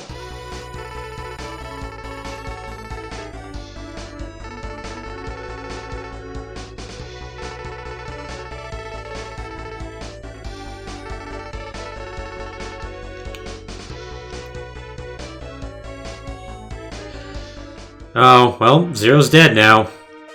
And we're never gonna see him again. That series called Mega Man X-Zero? Don't worry about it. You made that up. It's not real. The Elf Wars didn't happen. Also, hey, Scabby. It's definitely not Inafune's favorite character. Anyways, now we gotta do this climb that's incredibly annoying.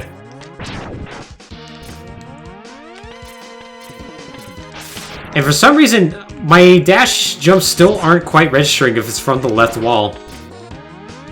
It's really great. So what's fun is, boy, this is gonna be great. Okay, we're gonna damage boost. That's what we're gonna do. Yeah, this climb absolutely sucks. Yeah, Zero's definitely not going to die at least 3 more times. Also, hey, guess what? Refight time.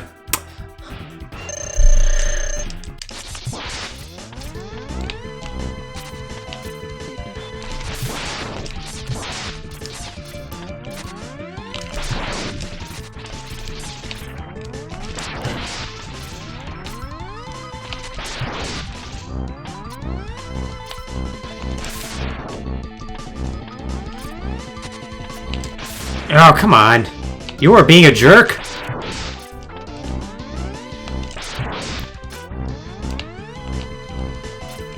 Ooh. Come on.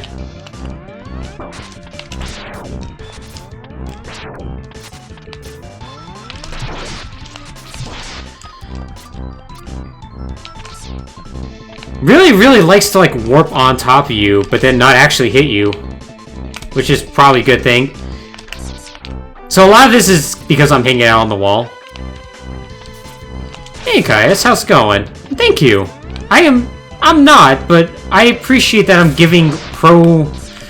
looking pro-like.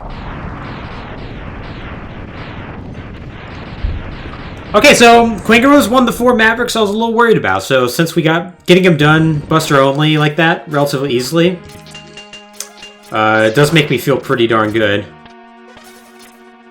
Oh my god, that lag. So we're just gonna dash through there. And now for this boss that gave a lot of people trouble as a kid, if I remember correctly, but it's really not that bad. Oh, well. Gotta shoot a little bit quicker.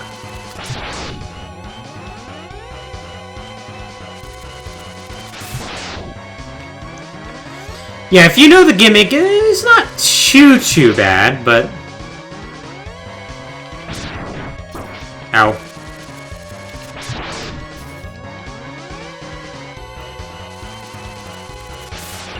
Too far away. Oh, that's rude.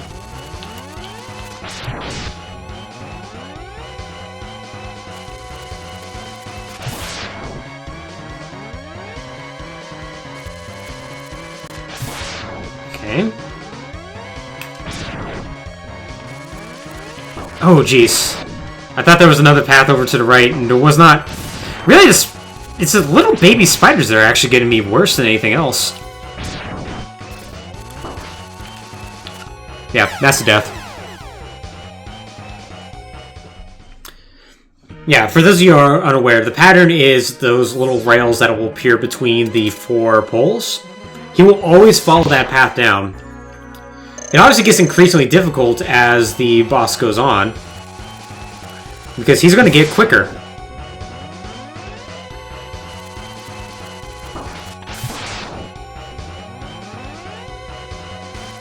He's also incredibly weak to shotgun ice. He takes 4 pellets worth of damage from that, so...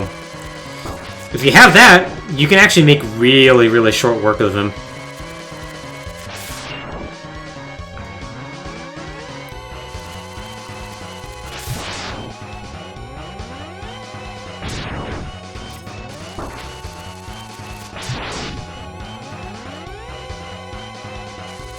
Yeah, once again, really the thing that's getting me the worst is actually those baby spiders, oddly enough.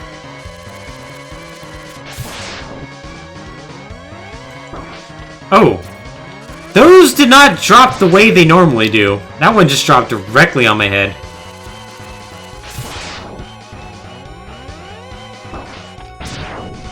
It's like they home in, almost. Also, that sucked. Also, that sucked. We should be good this time around. Barring something going horrifically wrong. Such as me accidentally dashing into the boss.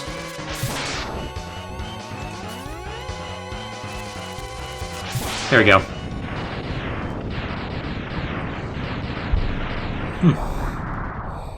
Yeah, once again with Shotgun Ice, he's actually pretty easy, because even if you miss a Shotgun Ice, the reflections will still hit him for 4 pellets. But thankfully, no problem. Thank you.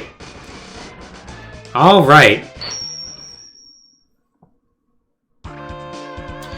So this is where it's going to get really difficult, because this is where the majority of the refights are going to happen. Exactly, if anything, it just makes perfect sense.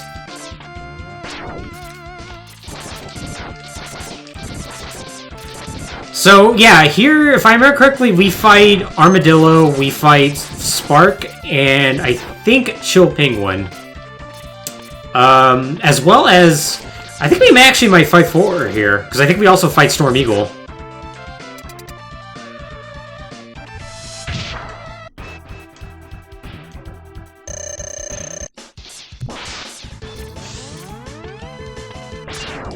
But, come on.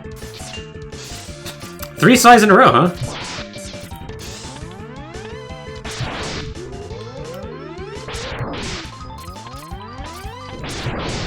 Come on, get down there. Get down from there. Silly penguin.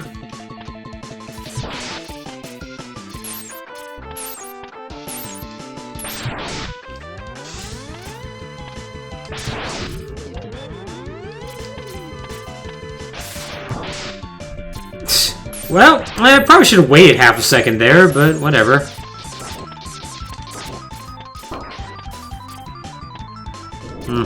Actually taking a hit to Chill Penguin. Very, very disappointed in myself.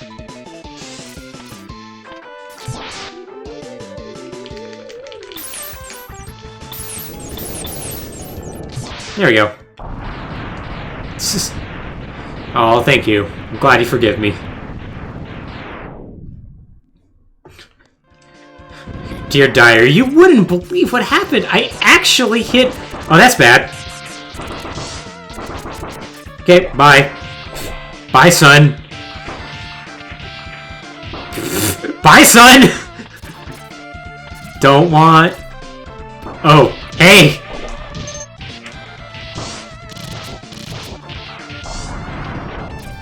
Yeah, fun fact about those enemies. If you aren't in a right armor, they also start outside of right armor.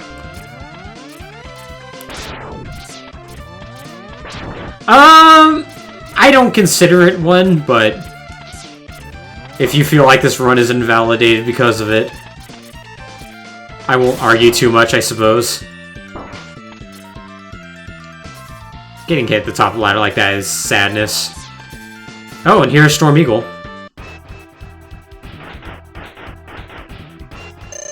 I see Storm Eagle is as ridiculously cooperative as he was last time.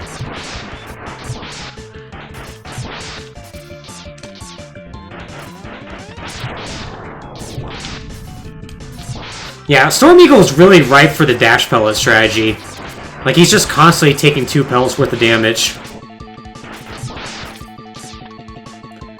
And, yeah.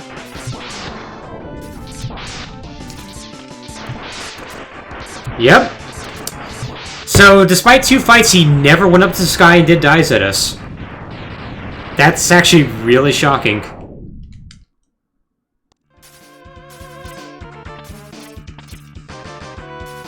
That is.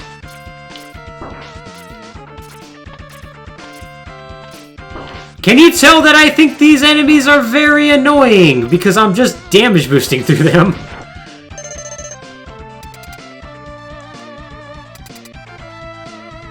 I don't think this is the boss. I think this is another... Oh, this is a boss.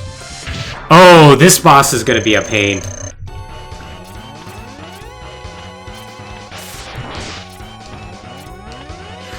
So this is definitely a boss that you're kind of expected to use their weakness. But we're not going to, so whatever.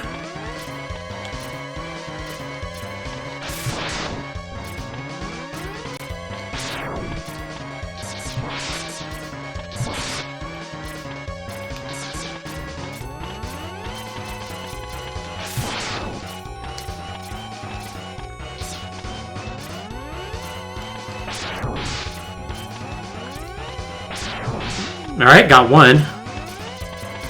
So yeah, you gotta defeat both the green eye, blue eye, and I guess the nose. Oh, and the red eye, right. And the red eye.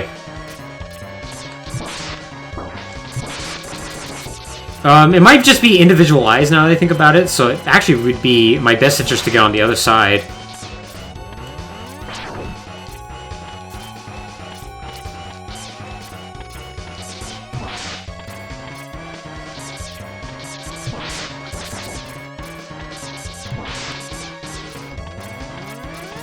It kind of is just a giant Spark Mandrill face, yeah. I mean, they liked Spark Mandrill so much that they had to make sure he was in everything. Okay, well, nearly fell apart at the end of there, but we got it done. No problem.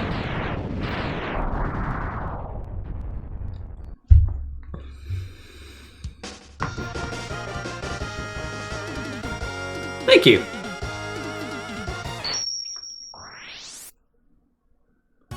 Hey, official Alex TV, how's it going? Hope life's treating you well. Welcome to the stream. Yay! And I presume that's you with the follow. Yes, thank you so much for the follow, too. I really do appreciate that. Awfully kind of you. Apologies that my alerts aren't up. I created this new overlay and then forgot to organize things effectively.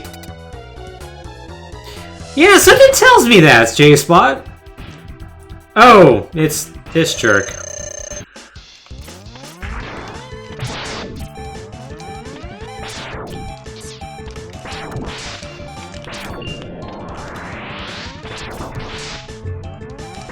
Okay.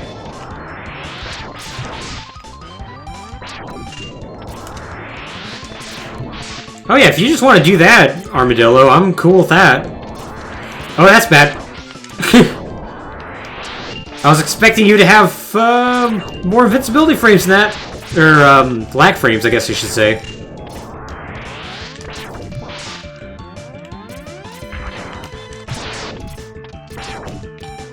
Oh, what the... Why did I not... Didn't dash jump there either. I'm beginning to wonder if there's something up with this controller. Yeah, I didn't dash jump there either. Huh, it's so weird. Oh yeah, yeah, hey, listen, you know... Don't body shame the Armadillo.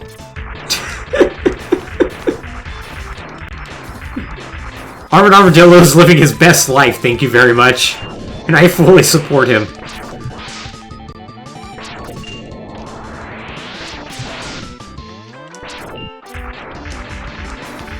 Although now that you point it out, now I can't help but constantly notice it.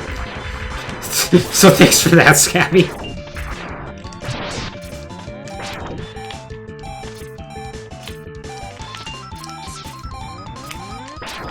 Yeah, I'm weirdly being, like, very inconsistent with my dash jumps off walls, and I'm not really certain why.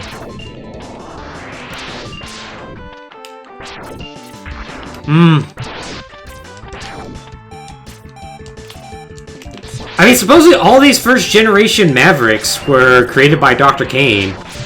So, for some reason, he decided, you know, maybe we should give the Armadillo some nipples. Sound good, everyone? No?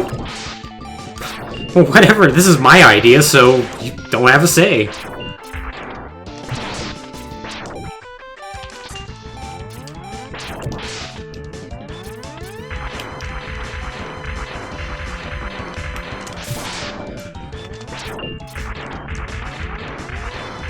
Okay, this should be the last hit, and... So there's something about the level 3 charge shot that occasionally does not do 2 pellets worth of damage. I think it's because I keep hitting him with one of the trailing shots. So the hitbox is the main shot and then a bunch of trailing shots behind it, and I think the trailing shots are hitting him, which is what's causing the 1 pellet. Which is... sad.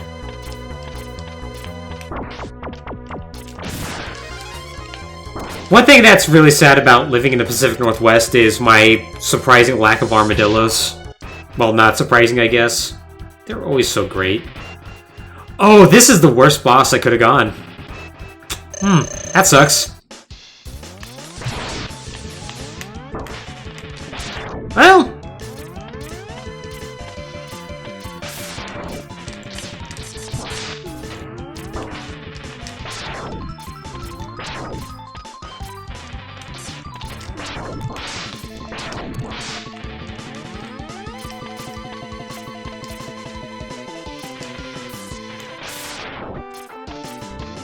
So a lot of this is just learning how each of these bosses work. And actually, I think it's in my best interest if I don't even bother charging, because half the time I'm not going to hit them for the appropriate amount of damage.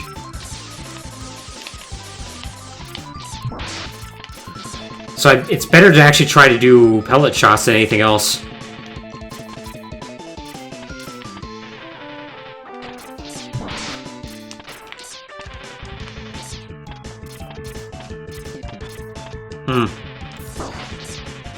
Yeah, that would make sense. Do I use my sub-tanks? I might do that. I am allowing sub-tank use. I would prefer not to. but I am allowing it.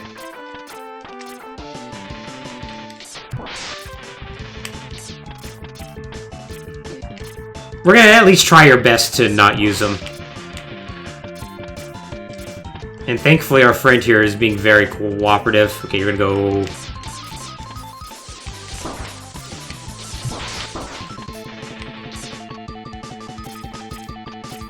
Rather than go to the upper walls more often.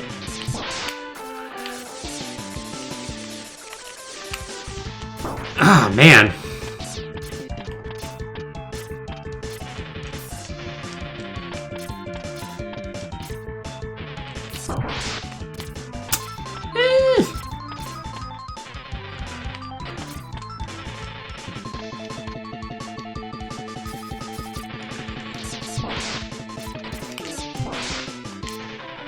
Boy, okay.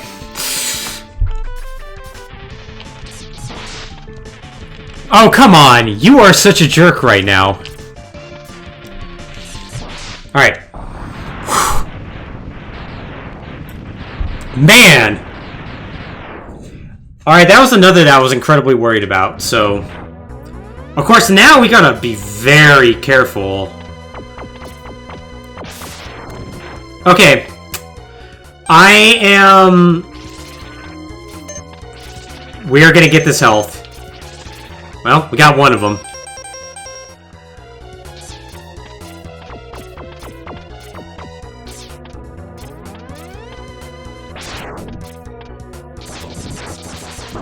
Alright, depending on who this boss is, this could either be really bad... Okay, this should be fine. This won't be too bad if he cooperates, which no guarantees.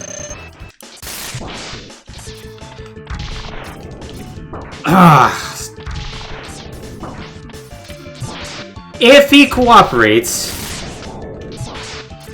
he says, wow, what an awful pattern he gave me.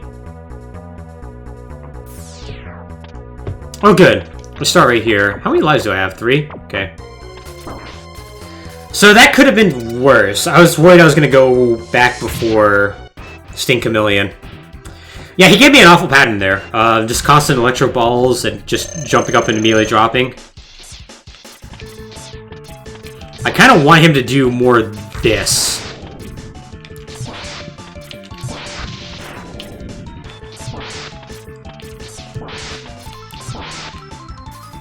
It is a really good stage music. It's like really good ominous music.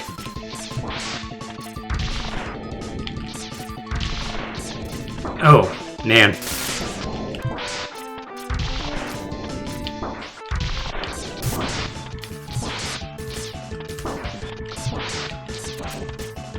Of course, now he's cooperating a little less.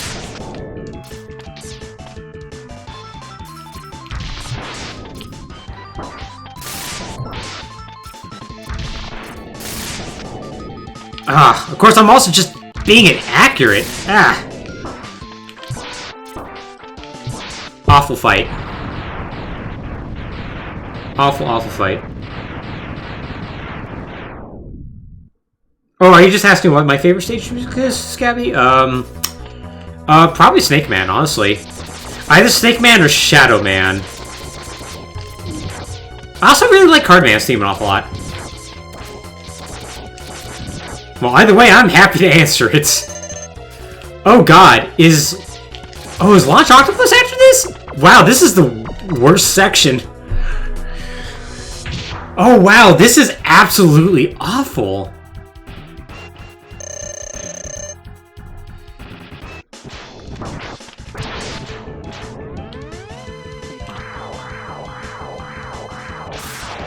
Ah.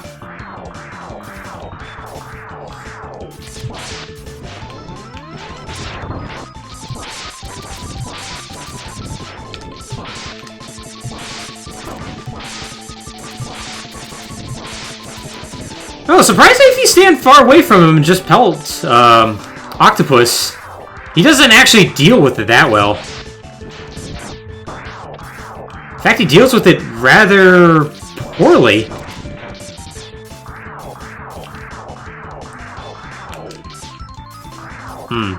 Missing that shot is just sad.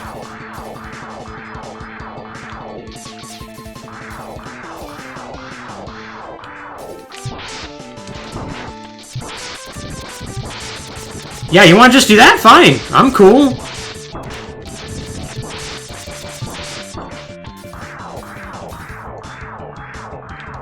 X2 soundtrack is really good.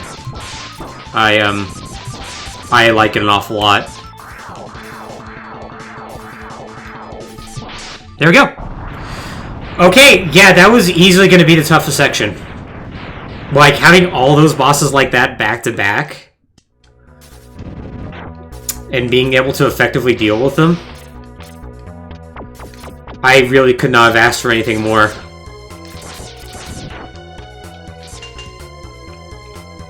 Okay. We're just gonna damage reduce to this.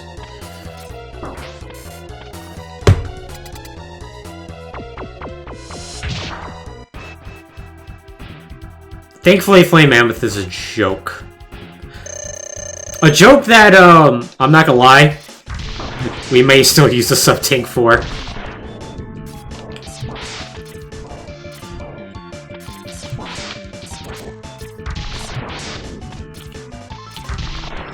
I didn't realize you fought 5 bosses on this stage, though. I guess that makes sense, because after this, it's Sigma.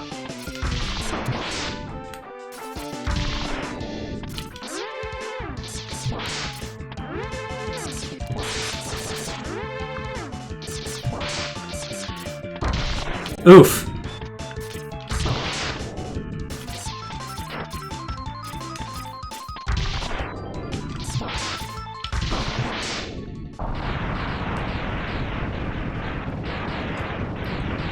All right.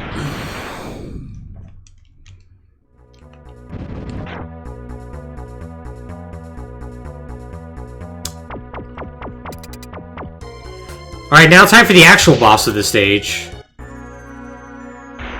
This thing, which I don't actually remember what he does. Oh, right, he does this. Right, he's kind of a joke.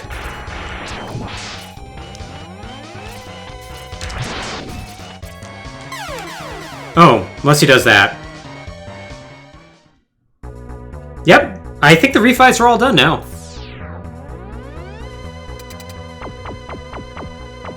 Could have swore they are a little bit more spread out, but I guess not. So that is kind of one of the final things that... So like Mega Man X is like many ways like a send up to the original Mega Man. Because that's exactly how Mega Man does their refights. It's not like a bunch of teleporters. It's just straight up like, hey, here's, you gotta just go through the stage and all of a sudden Cutman's here. Does that suck? Bet it does.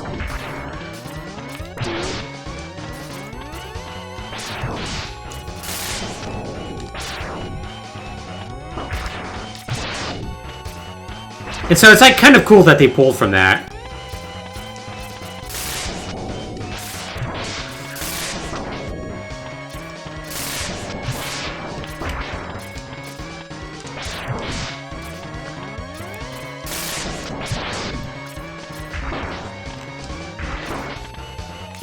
Oof.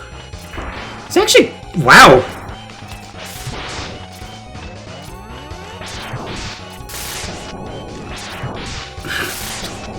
Getting me kind of hard there. But whatever. Not a problem. Yeah, that was totally a wombo combo right there.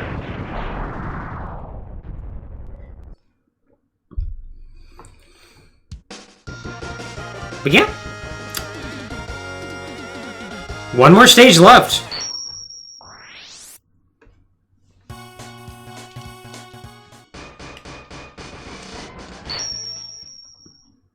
And now it's time for,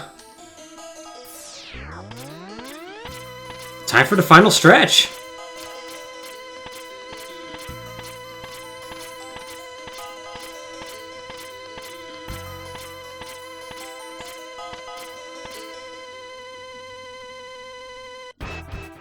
Oh man, look at Sigma and his hot dog.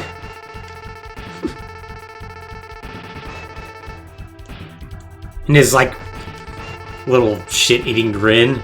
Everything's great about him.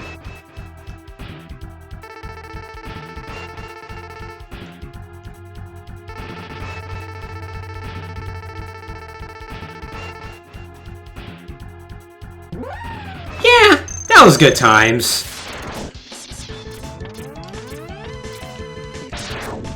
Anyways, the dog's kind of a joke. He knows how to deal with betrayers, except for the part where he kind of actually doesn't. You hang out on the wall, and he's just like, you know, I guess. Also, charge Mega Buster Shot, or X Buster Shot, just like knocks him for a loop.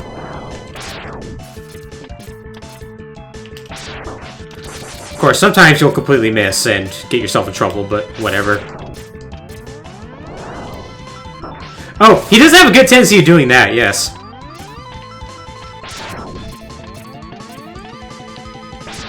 And there we go.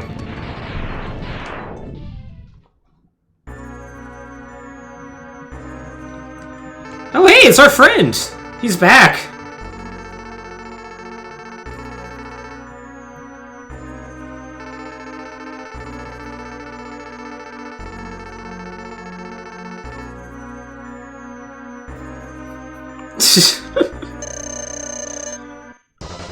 So, Sigma is another boss that's kind of a joke.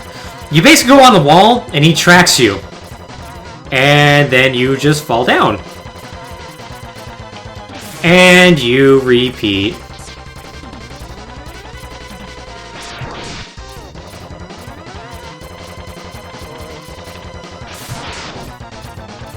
And you just kind of repeat. If you actually like stay on the ground, he'll actually use like different attacks. It's really crazy. But we're not gonna do that.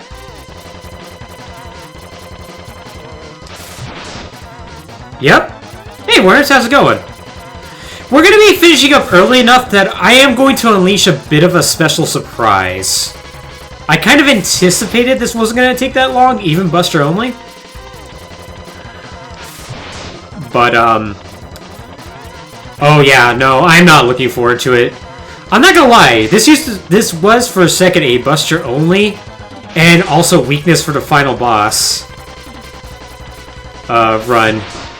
Whoops, didn't go up high enough.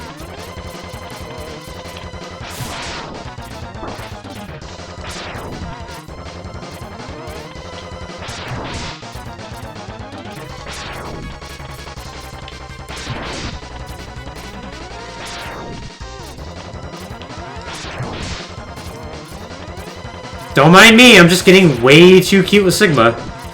Alright, he won't actually jump up if you're on the right side.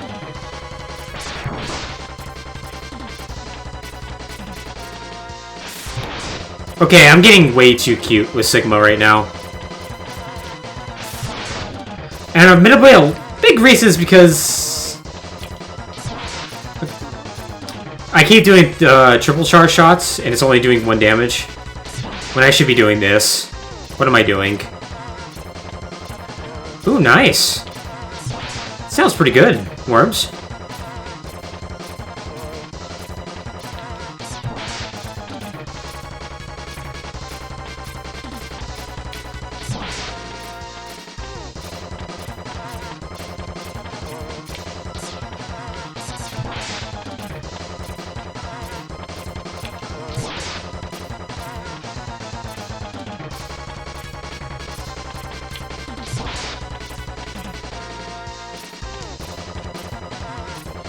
Indeed. Oh, wow, he actually managed to catch me. Huh. Alright, well, we get to fight Doggo again.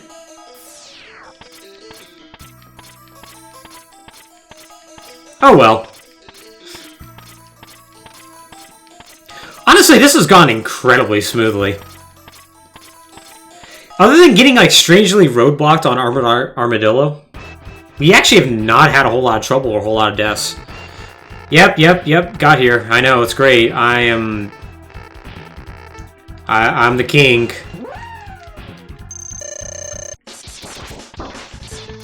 Ah, God.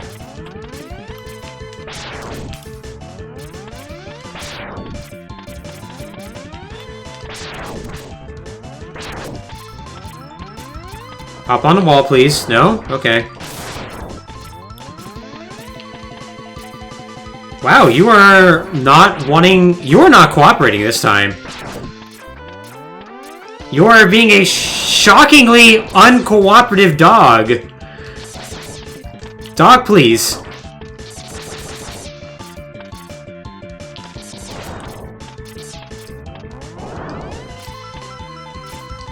Come on.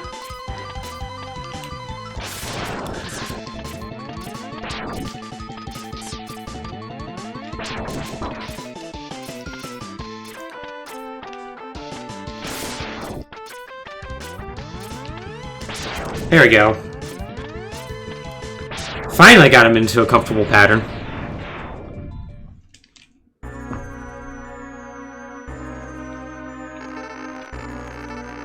He does! Okay. So, no excuse to die on Sigma this time. Alright.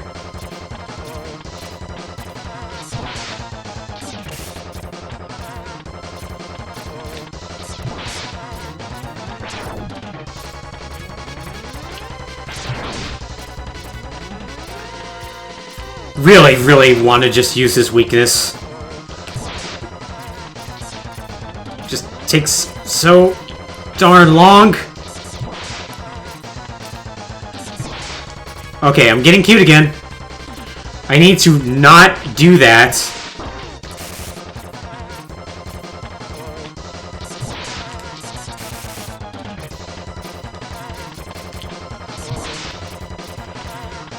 Oh boy.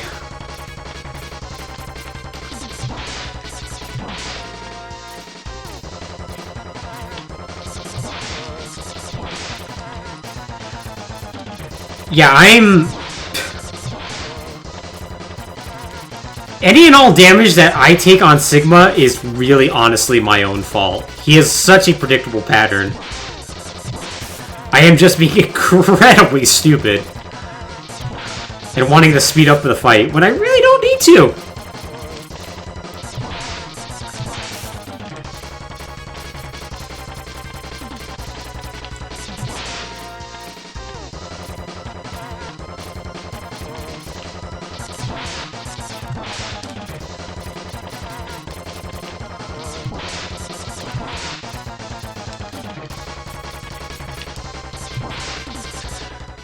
There we go.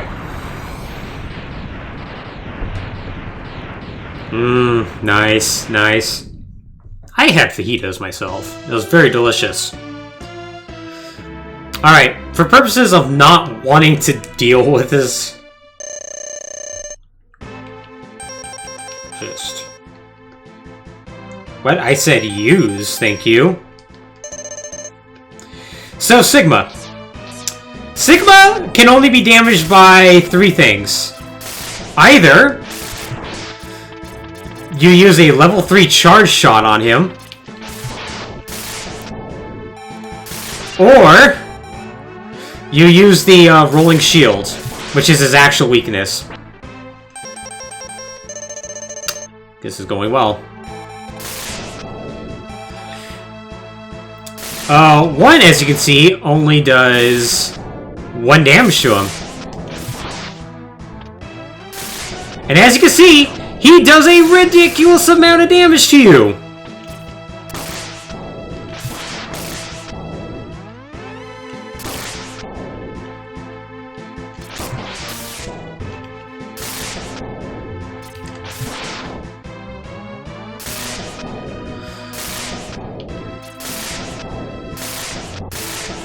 Oh god.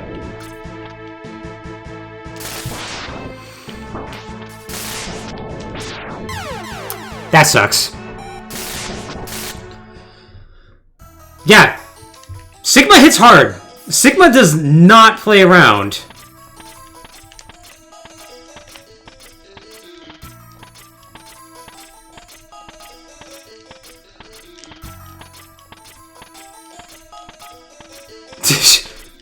Thanks, Kuma. Thanks for clarifying. Okay, so this actually is going to be a bit more of a roadblock than I was expecting. Yes, yes, yes. I really wish you could skip this a little more efficiently.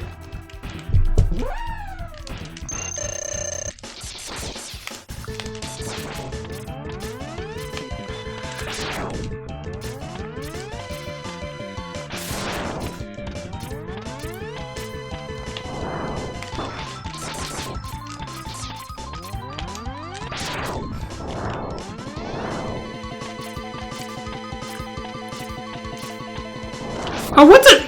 He wanted to hop on the wall, and then he just chose not to.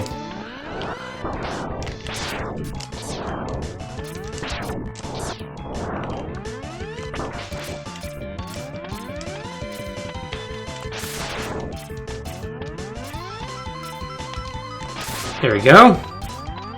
Oh yeah, I guess he did, didn't he? I actually didn't realize that. He totally, that's totally just Big Dog. Come on, hop on the wall. Why aren't you gonna hop on the wall? What a jerk.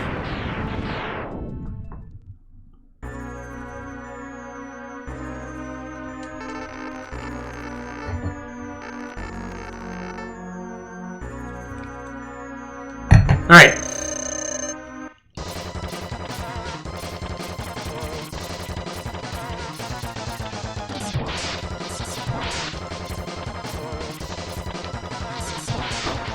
Oh, you landed a lot more low than I expected to.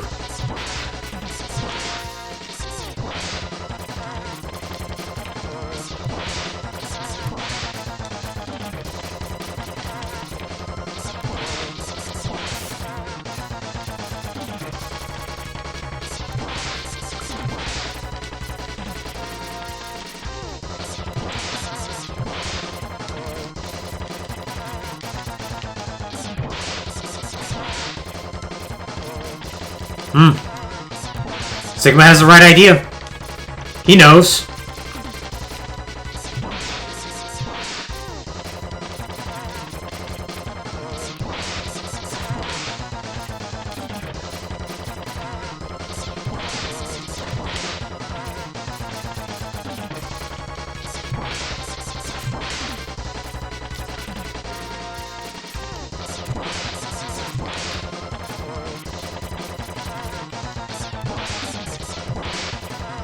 Alright.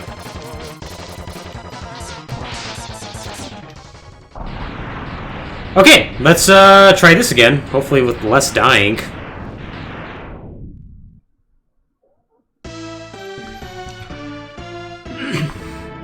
Yeah, turns out. Hey, you know, robots are people too.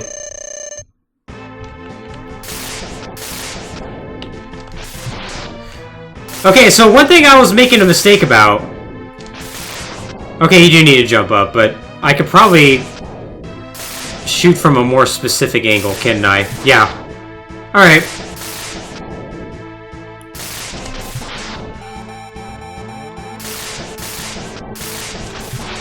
Oh boy, had to go high, huh? Sometimes that's just gonna be difficult to deal with.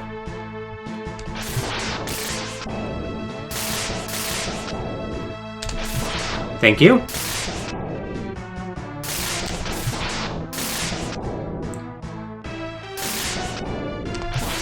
I mean, that works too. As long as the right claw doesn't, charge me, should be fine.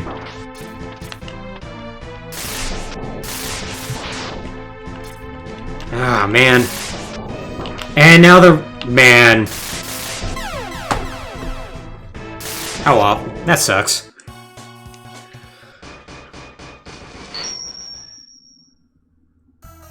Alright. Yeah, that got really bad very quickly.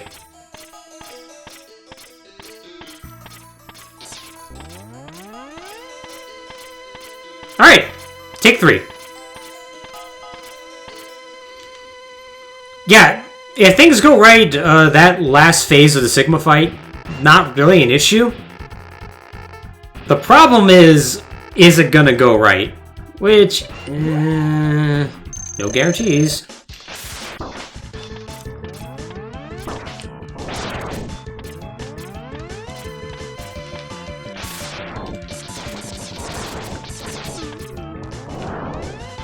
Also, this effing dog. Let's talk about this dog.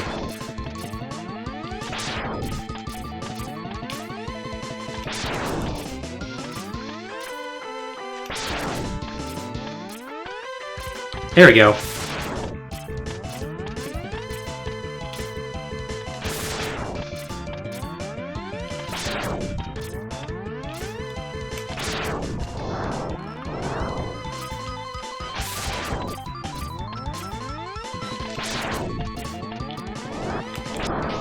Ooh, same time hit. That sucks. Yeah. I think that is definitely the big problem with Final Form Sigma. Final Form Sigma does not play around as far as damage. Hits you hard.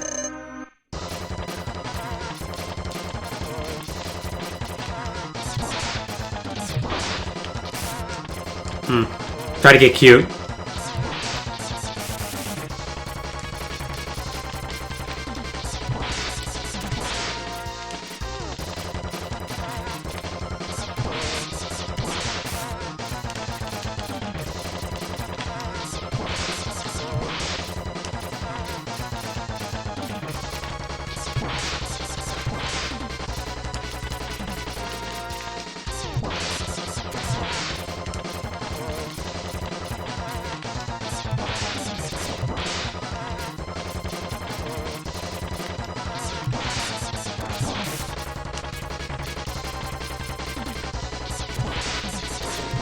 Okay, so far so good.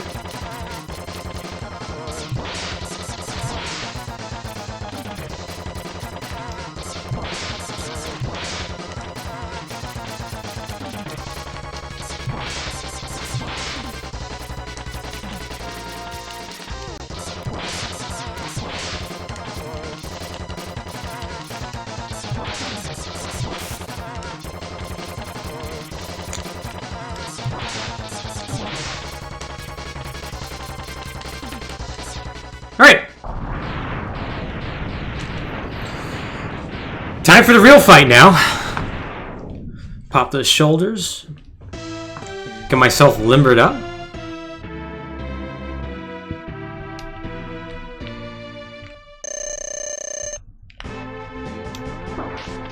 Immediately take a hit.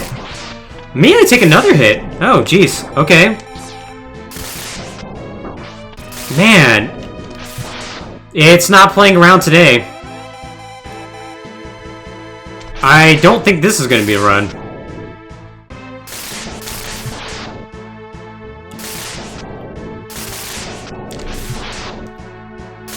Basically, this entire fight is me looking at the right side and wondering what sort of bad things are about to happen every time it opens up its claw. Ah, that was too soon. That sucks.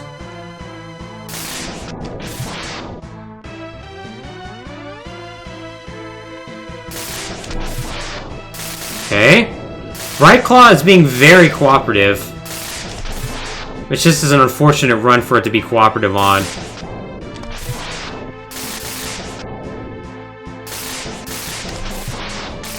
There we go.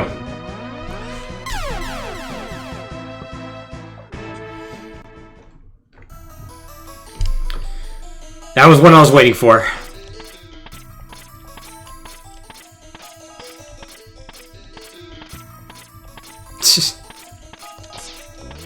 I mean, that would have been real sweet if it did. But we all knew. Yeah, and that's the thing. It pulls you back. And it's not so simple just like, alright, let's hold left and get out of there. Or at least I don't think it is. Because that left claw is constantly shooting off lightning.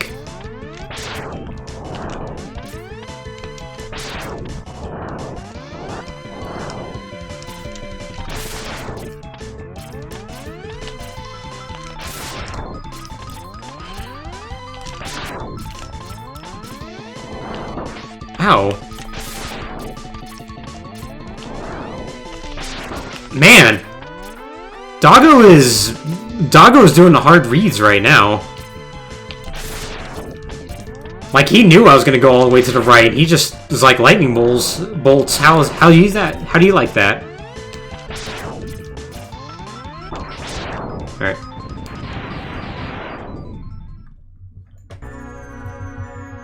Okay. 5th time's the charm.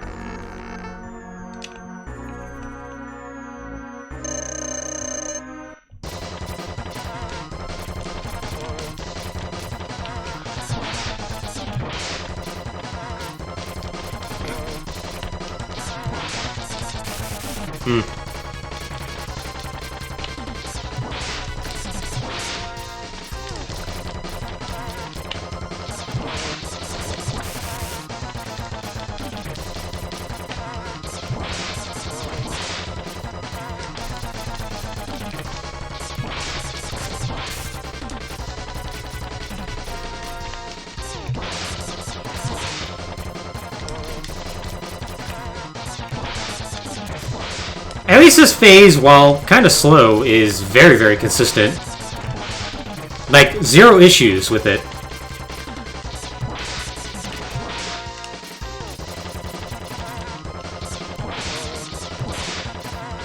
He just happens to have Super Doggo right after it to just completely mess you up.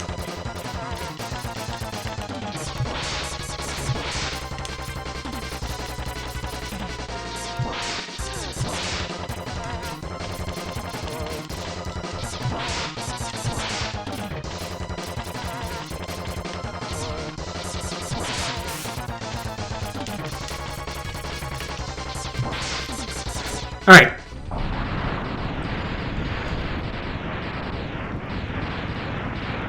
It's like Morrowind, all of a sudden I'm not going to be able to hit it all, even though I'm clearly shooting him. Alright, let's see if the left claw is going to come down immediately and start trying to mess me up. Nope. That was way too early. What am I doing?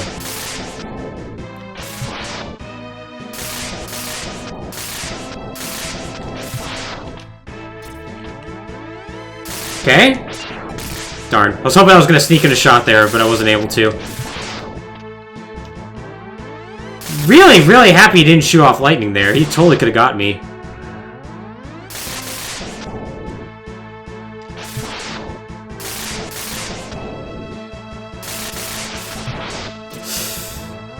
Boy. Oh, man. Nope, nope. Shoot. What the? Oh man, this went wrong very, very quickly. Wow, that sucks.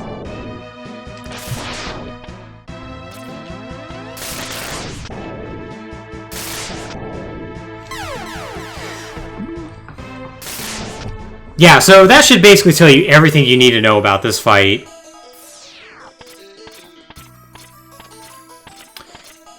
And more importantly, that I need to mix things up. Like, clearly what I'm doing is not working. I'm not even getting him down to half health.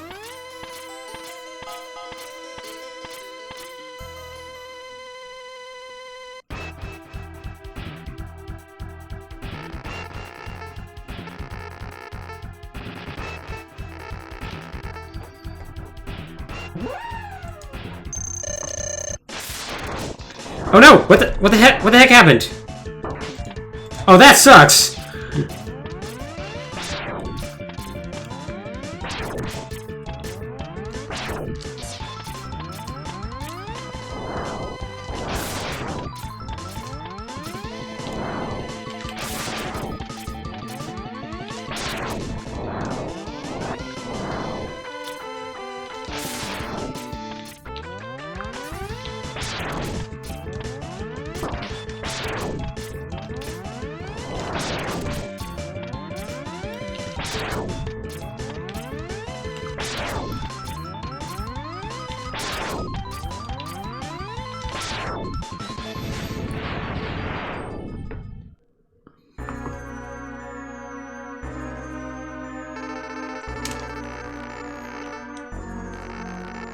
Oh, nice.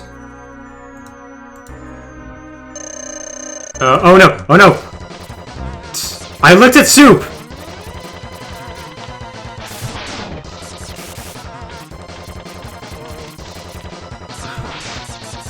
I made some mistakes. Okay, hold on.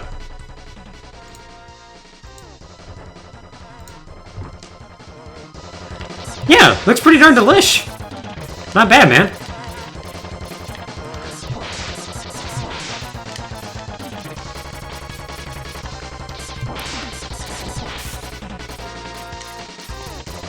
Okay, so I need to figure out how precisely I'm going to want to deal with this man. This angry, angry man.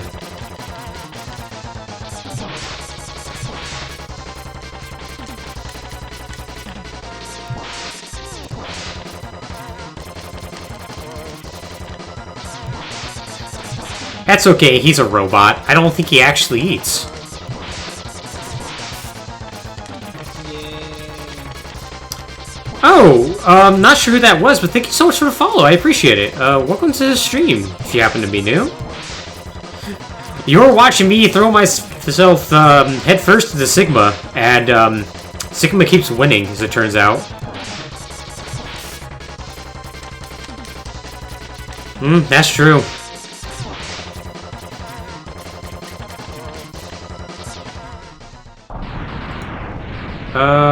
Background Gaming Retro, thank you so much for the follow. I really appreciate that. Welcome to the stream.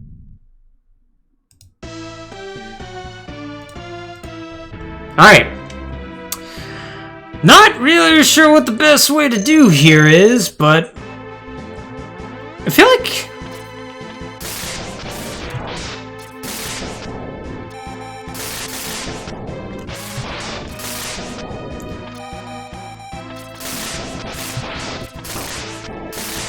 okay, this works mostly unless he... Okay. This is not going to work as well as I hoped. Yeah. Hey, Jaders, how's it going? Oh, yeah. I got this.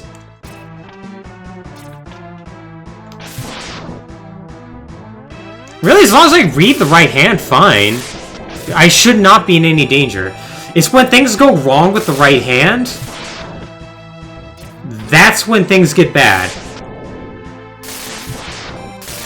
And sometimes that right hand does not want to play around.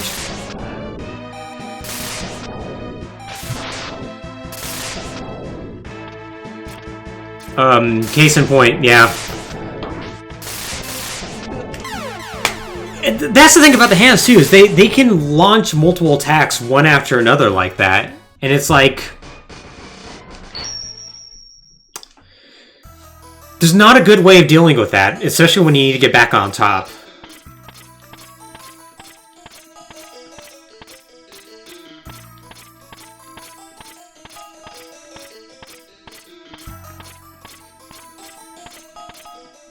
And I have to hit him 28 times.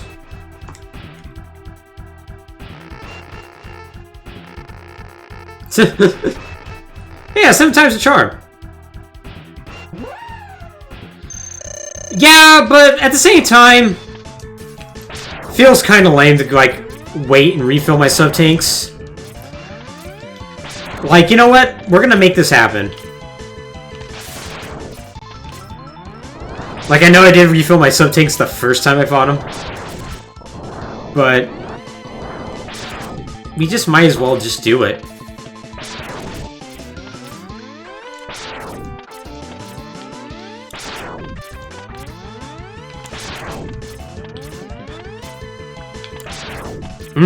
That...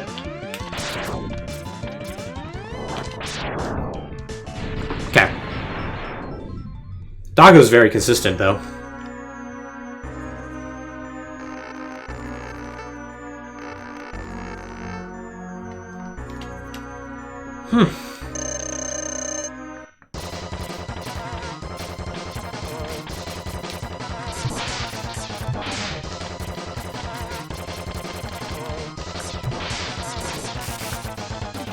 I somehow always miss that second one. My shots are always just off enough. Because you should be able to hit him for a couple frames on the ground before he starts blocking. But I'm always just a bit off.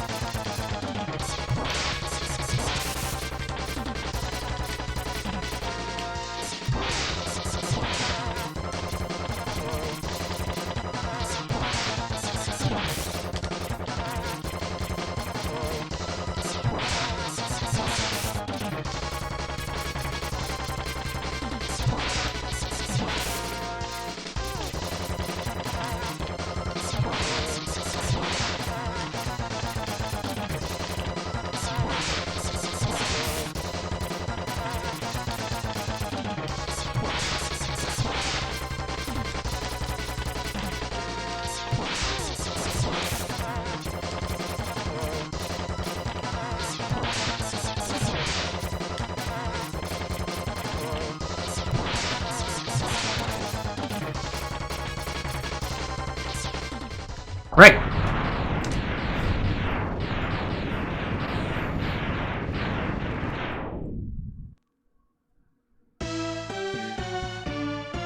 So I just need to get above the claws, and I just need to stay above them. If I can stay above them, I'm fine.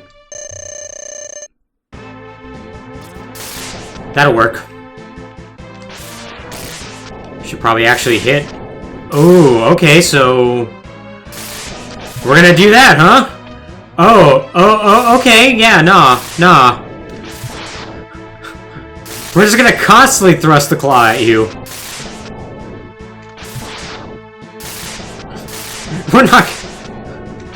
We're not gonna joke around this time. False soap? Not gonna bother with that.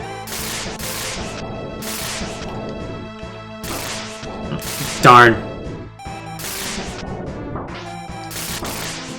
Son of a... man.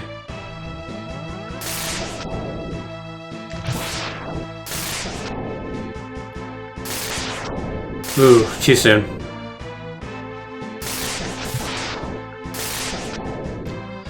This is definitely a fight where if we were using the rolling shield, it would have been over by now. Rolling shield does 4 points of damage per shot, which, as you can imagine, just tears Sigma up. Yeah! And that's the thing, like, the bottom of those claws do a ton of damage, which is half the reason why when the right arm jabs at you, it's so dangerous. Because it puts you underneath, because if you mess up the jump back... I had no chance there. I had 0 chance. Man.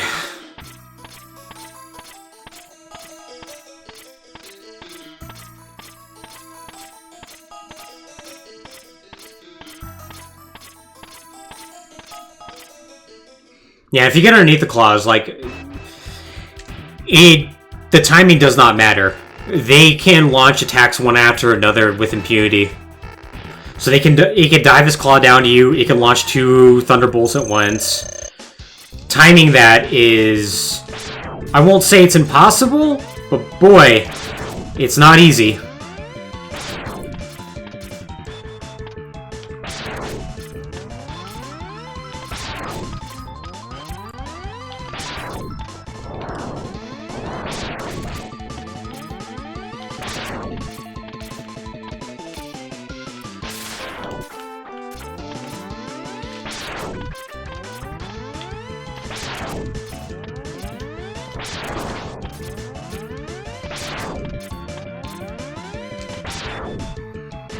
That's probably been my best doggo fight so far.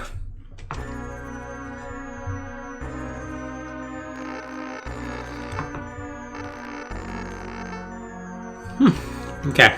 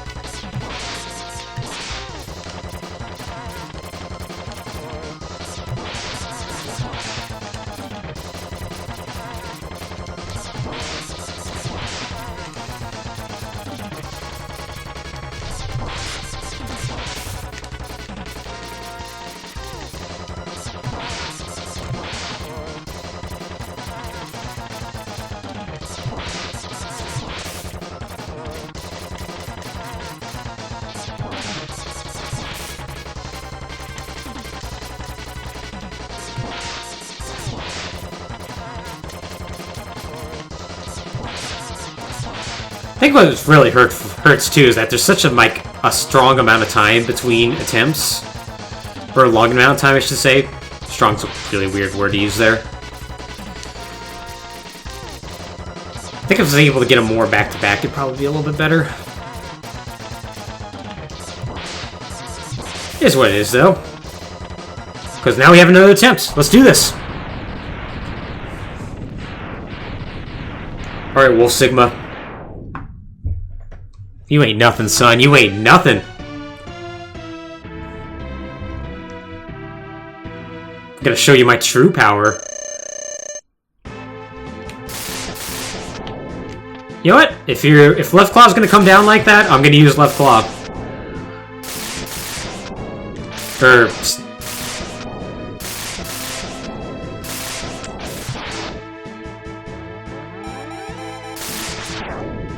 Too soon?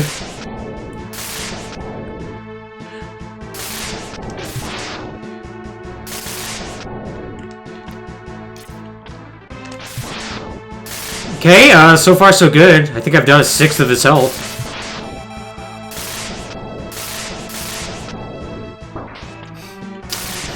See, that was a really bad position because there was literally nothing I could do there.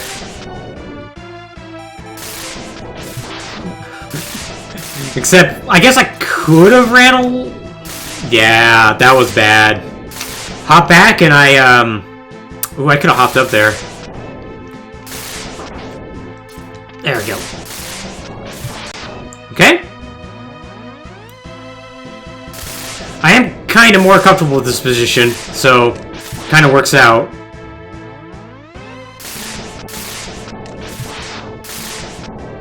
Watching that right claw like a hawk. Please stop shooting lightning bolts, right claw, left claw. I can't actually get up to shoot him if you do that.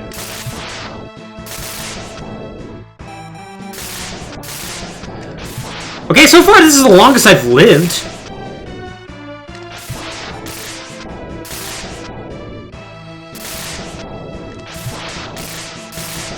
And so far, well, right claw was being cooperative.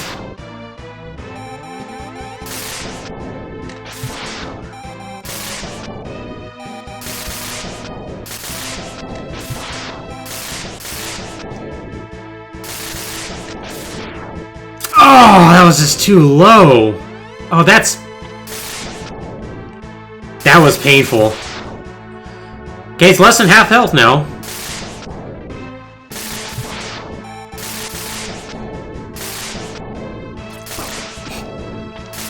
Man!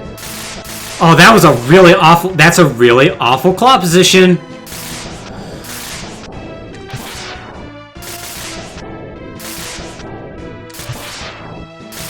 Like, if left claw wants to keep thrusting, that's fine, because they can't thrust at the same time. I am perfectly fine with that. Oh, that was too low. That sucks.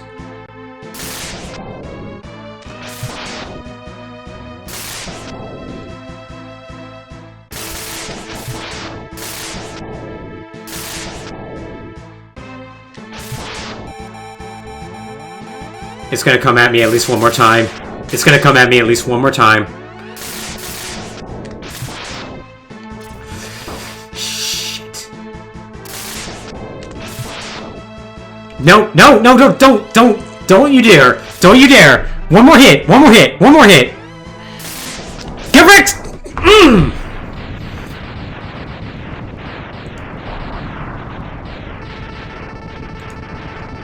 Oh, man!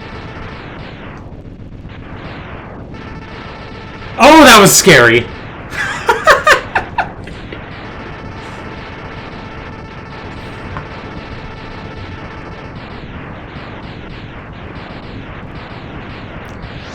Alright, so that's the first Mega Man X game. Buster only challenge, got it knocked out, clutched it out.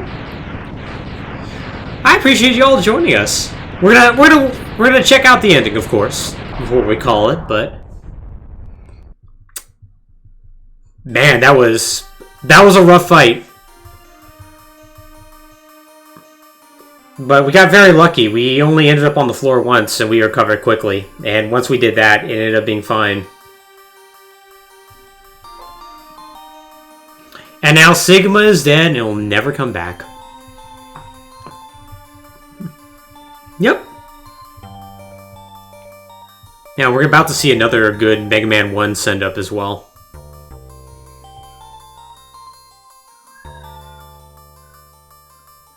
The plan was we were going to play some Mega Man Extreme.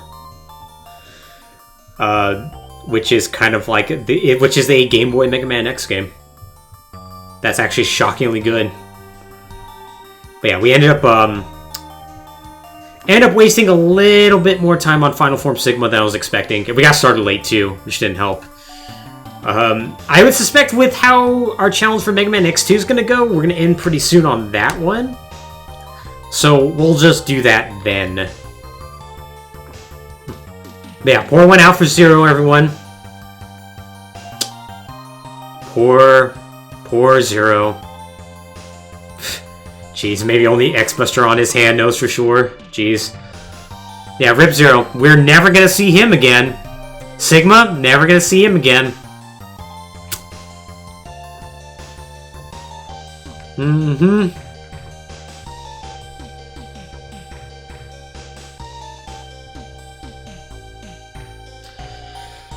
So yeah, next week we're going to do Mega Man X2, and the challenge for that is going to be kind of the opposite for the Mega Man X challenge. Instead of being Buster only, we actually are not going to be allowed to use the Buster.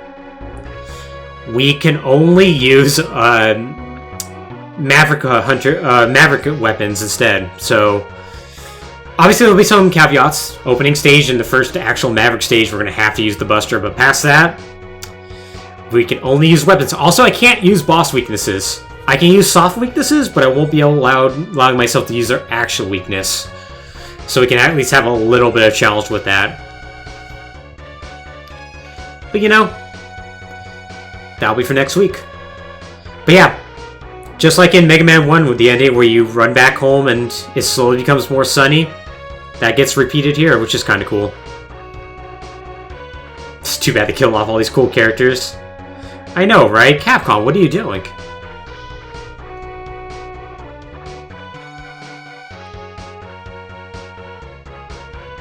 I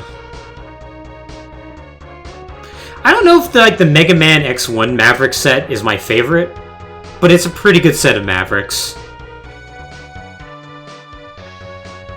Flame Mammoth excluded. Flame Mammoth sucks.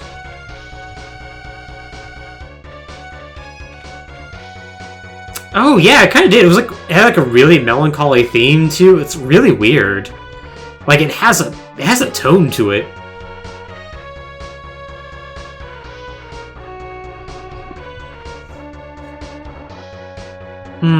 True. Oh, Zero.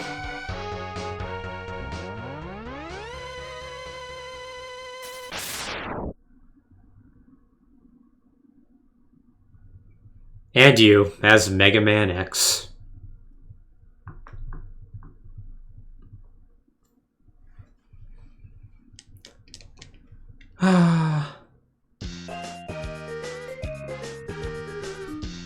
So yeah, pretty darn good start to this, I gotta say. Once again, we got 7 more Mega Man X games to go. And in some ways, the quality's gonna only get better from here. Until it drastically falls off a cliff. But, really, Mega Man X2, which is obviously what's going to be coming next, is going to be more... It's going to more embody what Mega Man X is about. A lot more speed and whatnot. Also, look at all these definitely fake names and pseudonyms, like Professor F! Oh my god! It does. Man, White Rock? Yeah, screw what I was about to say. Special thanks, Capcom all staff. But yeah, Mega Man X2 is all about speed, 100%. So it's going to feel quite a bit different from Mega Man X, for better or for worse, too. Nah, it was just the Japanese companies did that so other companies couldn't poach talent. It's incredibly, incredibly stupid. Like Nintendo did for the longest time, for instance. And to be fair, American developers did that too. All the American developers solved that problem by just being like, we're just not going to give you credit. So, you're going to have to hide your name as an Easter egg.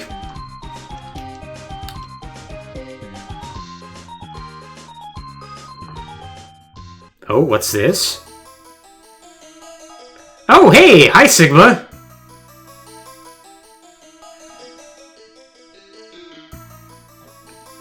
Wait, your spirit? You're a robot, though.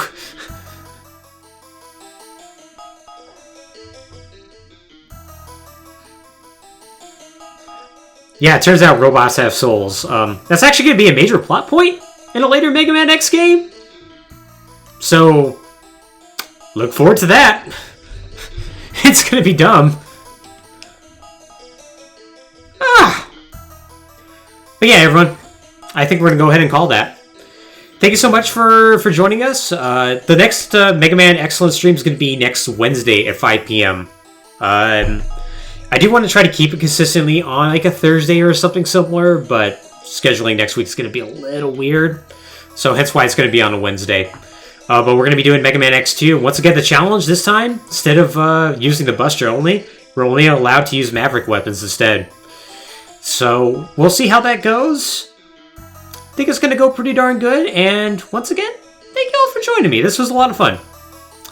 Oh, and also, tomorrow, of course, we're going to be back to some more Mario Maker 2 at 5 p.m. So if you want to check that out, please join me then. Either way, y'all have a good rest of your evening, and if I don't see you, have a good weekend. Take care, y'all.